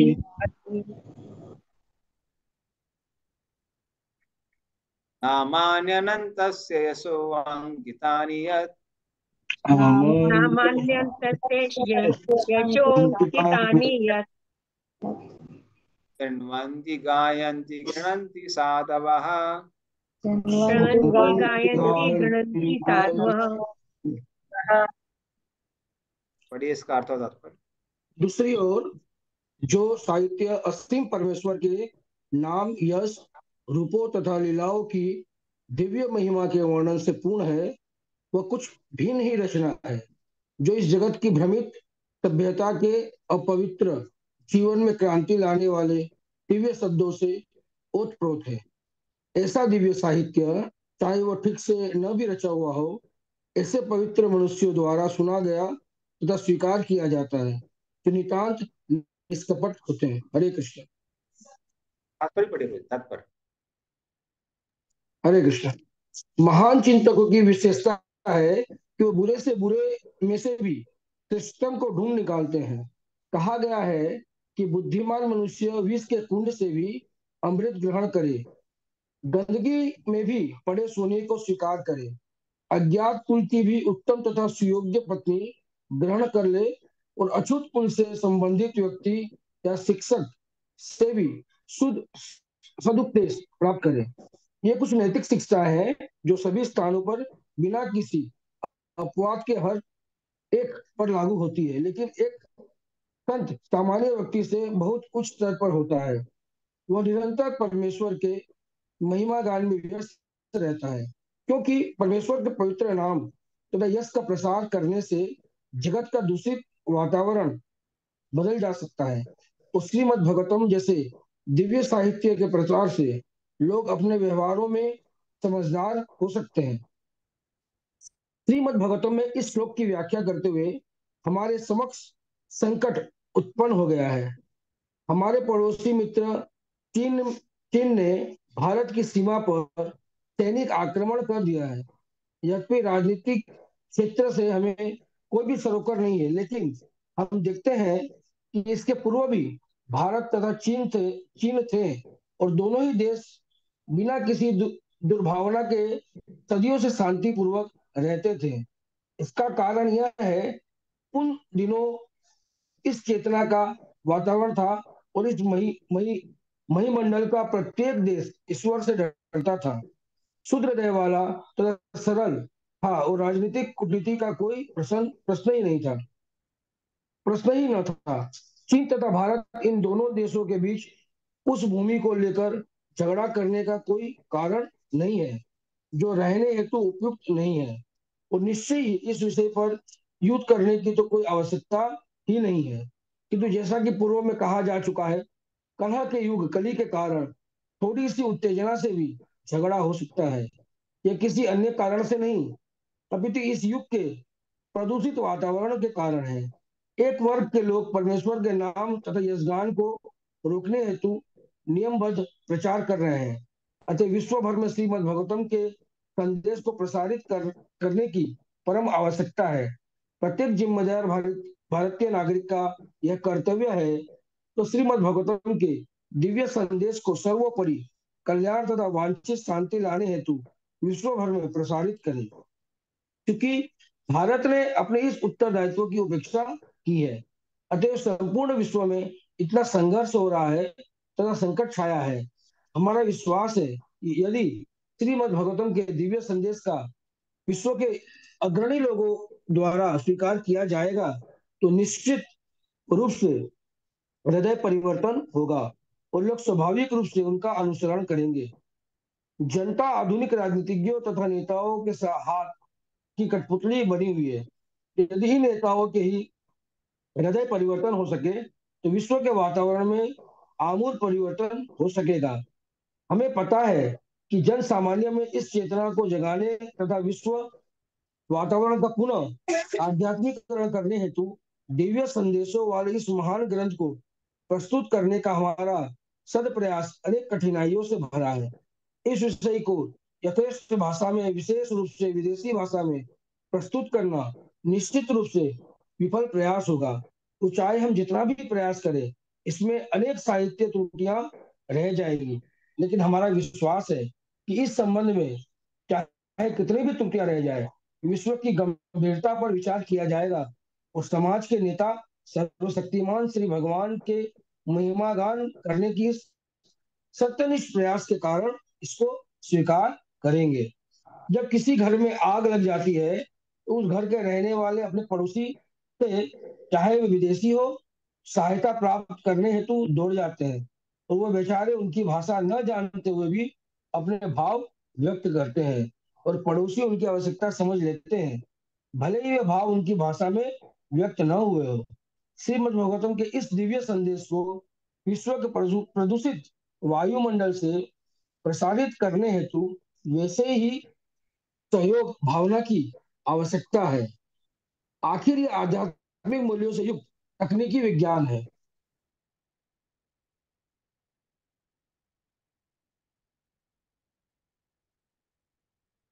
हरे कृष्णा प्रभु जी, आप शायद म्यूट हो गए हैं।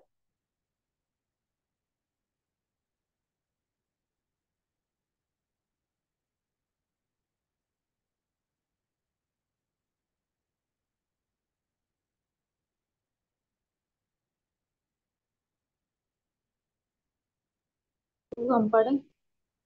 हाँ पढ़िए। अतएव हमें तकनीकी के विषय में चिंतित होना है, भाषा के विषय में नहीं। यदि इस महान साहित्य की तकनीकों को विश्व के लोग समझ ले तो उन्हें सफलता मिल सकती है। जब विश्व भर की जनता में अनेकानेक भौतिकवादी कार्यकलाप चलते रहते हैं तो इसमें कोई आश्चर्य नहीं है कि कोई व्यक्ति या राष्ट्र तनिक भी उत्तेजना पर किसी दूसरे व्यक्ति या राष्ट्र पर आक्रमण कर दे। इस कली या कलह युग का यही नियम है। वातावरण पहले से सभी तरह के भ्रष्टाचार से प्रदूषित है। प्रत्येक व्यक्ति इससे भली भांति अवगत है। इंद्र तृप्ति के भौतिकवादी विचारों से पूर्ण ना जाने कितना अवांछित साहित्य भरा पड़ा है। अनेक देशों में अश्लील साहित्य की जांच करने तथा उस पर प्रतिबंध लगाने के लिए सरकार द्वारा अनेक समितियां नियुक्त की जाती है। इसका अर्थ यही है कि ना तो सरकार ना ही जिम्मेदार जन नेता ऐसा साहित्य चाहते हैं, तो भी यह बाजारों में मिलता है, क्योंकि लोग इंद्र तुष्टि के लिए इसे चाहते हैं। सामान्य रूप से लोग कुछ पढ़ना चाहते हैं, यही प्राकृतिक प्रवृत्ति है, लेकिन क्योंकि उनके मस्तिष्क दूषित है, अतएव वे ऐसा साहित्य पसंद करते हैं। ऐसी परिस्थितियों में श्रीमद् भागवत जैसे दिव्य साहित्य से न केवल सामान्य जन के भ्रष्ट मन के कार्यकलाप घटेंगे, अपितु यह उनकी उस चाह को सम्मिलित करेगा जिसके लिए वे रोचक साहित्य पढ़ना चाहते हैं। क्रम में वे इसे पसंद ना भी करें, क्योंकि जिससे पीलिया हो जाता है वह मिश्री नहीं खाना चाहता। लेकिन हमें यह ज्ञात होना चाहिए कि मिश्री ही पीलिया का एकमात्र उपचार है। इसी प्रकार भगवत गीता तथा श्रीमद् भागवत के पठन को लोकप्रिय बनाने का विधिवत प्रचार कार्य होना चाहिए, क्योंकि यह इंद्रतिक्ति रूपी पीलिया के लिए मिश्री का काम करेगा। जब लोग इस साहित्य के प्रति रुचि उत्पन्न कर लेंगे, तो वह अन्य साहित्य जो समाज में विष फैला रहा है स्वतः ही समाप्त हो जाएगा। अतः हमारा विश्वास है कि मानव समाज का प्रत्येक व्यक्ति श्रीमद् भागवत का स्वागत करेगा, भले ही उसे प्रस्तुत रूप में अनेक त्रुटियां क्यों ना हो, क्योंकि इसकी संस्तुति श्री नारद ने की है, जो कृपा करके इस अध्याय में प्रकट हुए हैं। हरे कृष्ण। हरे कृष्ण। सॉरी प्रभु जी, एक्चुअली कॉल आ गया ना, डिस्कनेक्ट हो गया था मेरा लाइन बोलते बोलते। तो इस तरह से हम देखते हैं कि इस श्लोक में क्या किया है। इस श्लोक में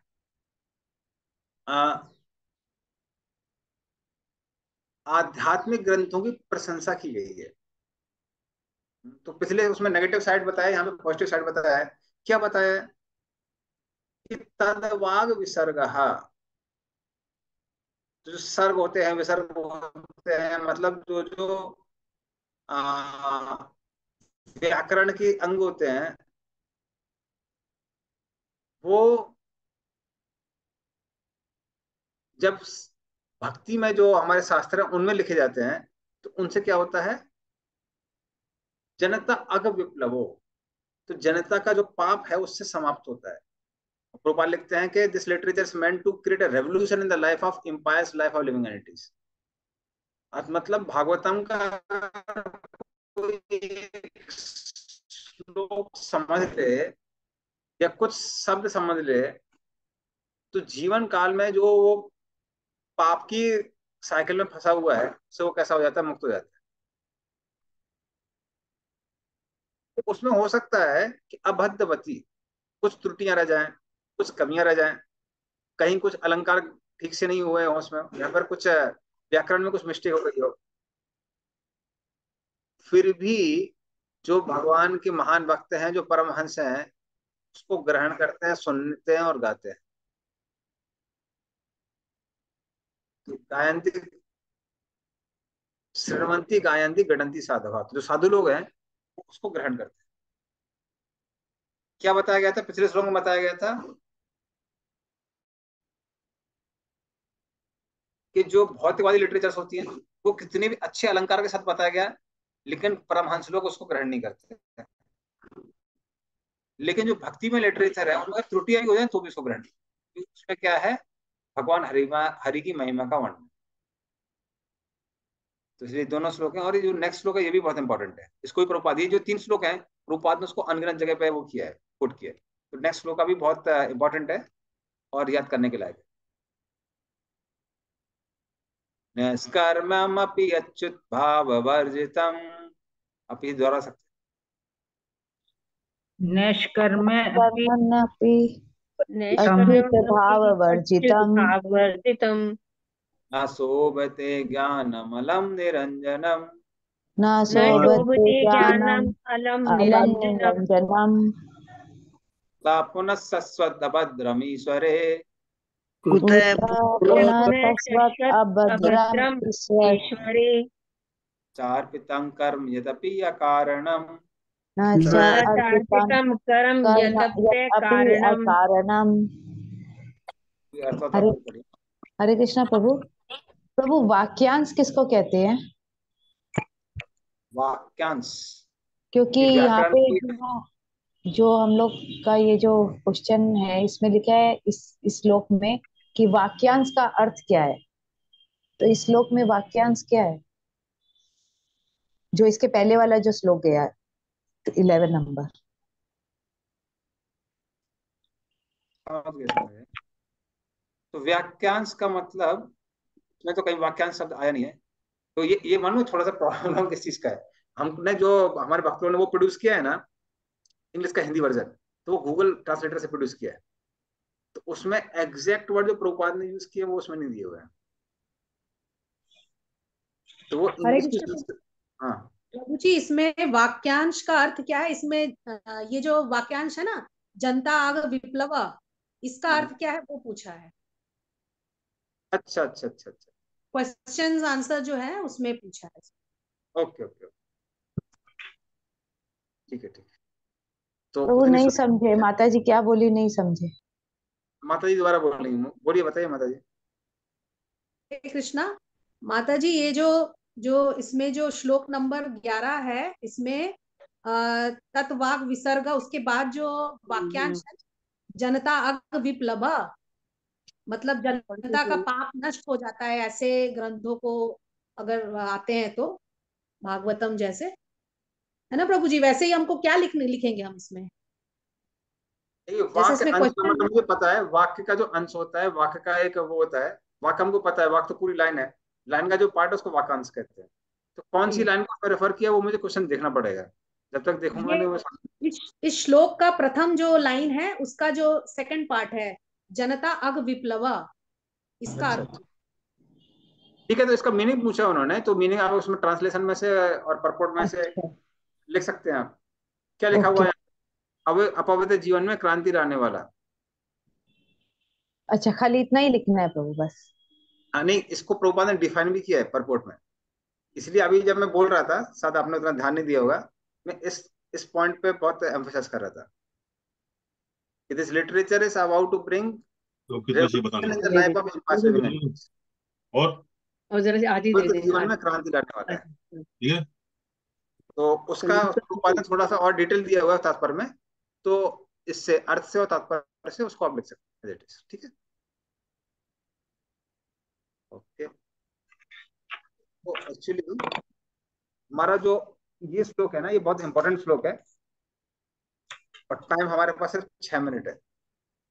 इसको अभी हम लोग लेंगे नहीं, इस श्लोक को। किसी कोई क्वेश्चन है तो पूछ सकता है। तो ये श्लोक जो है, ये बहुत एलोबरेट श्लोक है, और एटलीस्ट 15 मिनट लगेगा इसको एलोबरेट करने। एक तो ये कि हम लोग का कहाँ तक टेस्ट होगा, ये ओपन बुक और क्लोज बुक, ये जो भी है। ओपन बुक तो आपने पहले ही बताया, मैं तो एक तो आपने भेज दिया, एक तो आपने भेजा प्रभु ओपन बुक का। हाँ जी, हाँ जी। और हम ओपन बुक का जो आपका क्वेश्चन है वो आपका 10,000 माइनस 6, 10,000/6 कितना हो गया लगभग आपका? 6×3 = 18, हाँ, तो 3,000। तो इसमें हम लोग क्या करेंगे, अभी मैंने से एक एक क्वेश्चन भेजा है। पहला स्कंद पूर्ण होने के, या फिर आधा हमारा पूर्ण हो जाएगा, उसके बाद में एक और क्वेश्चन भेजूंगा। तो वो 2 क्वेश्चन आपको करना है। एक तो हम लोग जनरली एक कैंटो में से 2-2 क्वेश्चन करेंगे, और ये हर क्वेश्चन जो हमारा होना चाहिए, ये लगभग आपका 2,000 वर्ड्स का होना चाहिए, 1,800 से 2,000 वर्ड्स। तो इसको आप बहुत डिटेल में एलोबरेटली आराम से ले सकते हैं। भक्ति शास्त्री में क्वेश्चन में आपने देखा होगा कई बार, हमको लगता था कि कुछ शब्द सीमा बहुत सीमित दी हुई है, 700 तक दिया था। 700 तक। इसको हम लोग 2,000 वर्ड्स का कर सकते हैं सेम उसको। तो प्रभु उसमें जैसे 4 क्वेश्चन है, एक ओपन बुक वाला में आपने जो भेजा था उसमें 4 क्वेश्चन है, तो चारों मिला के 2000 होना चाहिए। हाँ, चारों मिला के 2000। शब्द सीमा उसकी 4 हमारी 2000 है, वर्ड लिमिट 2000 वर्ड्स का लिखना है।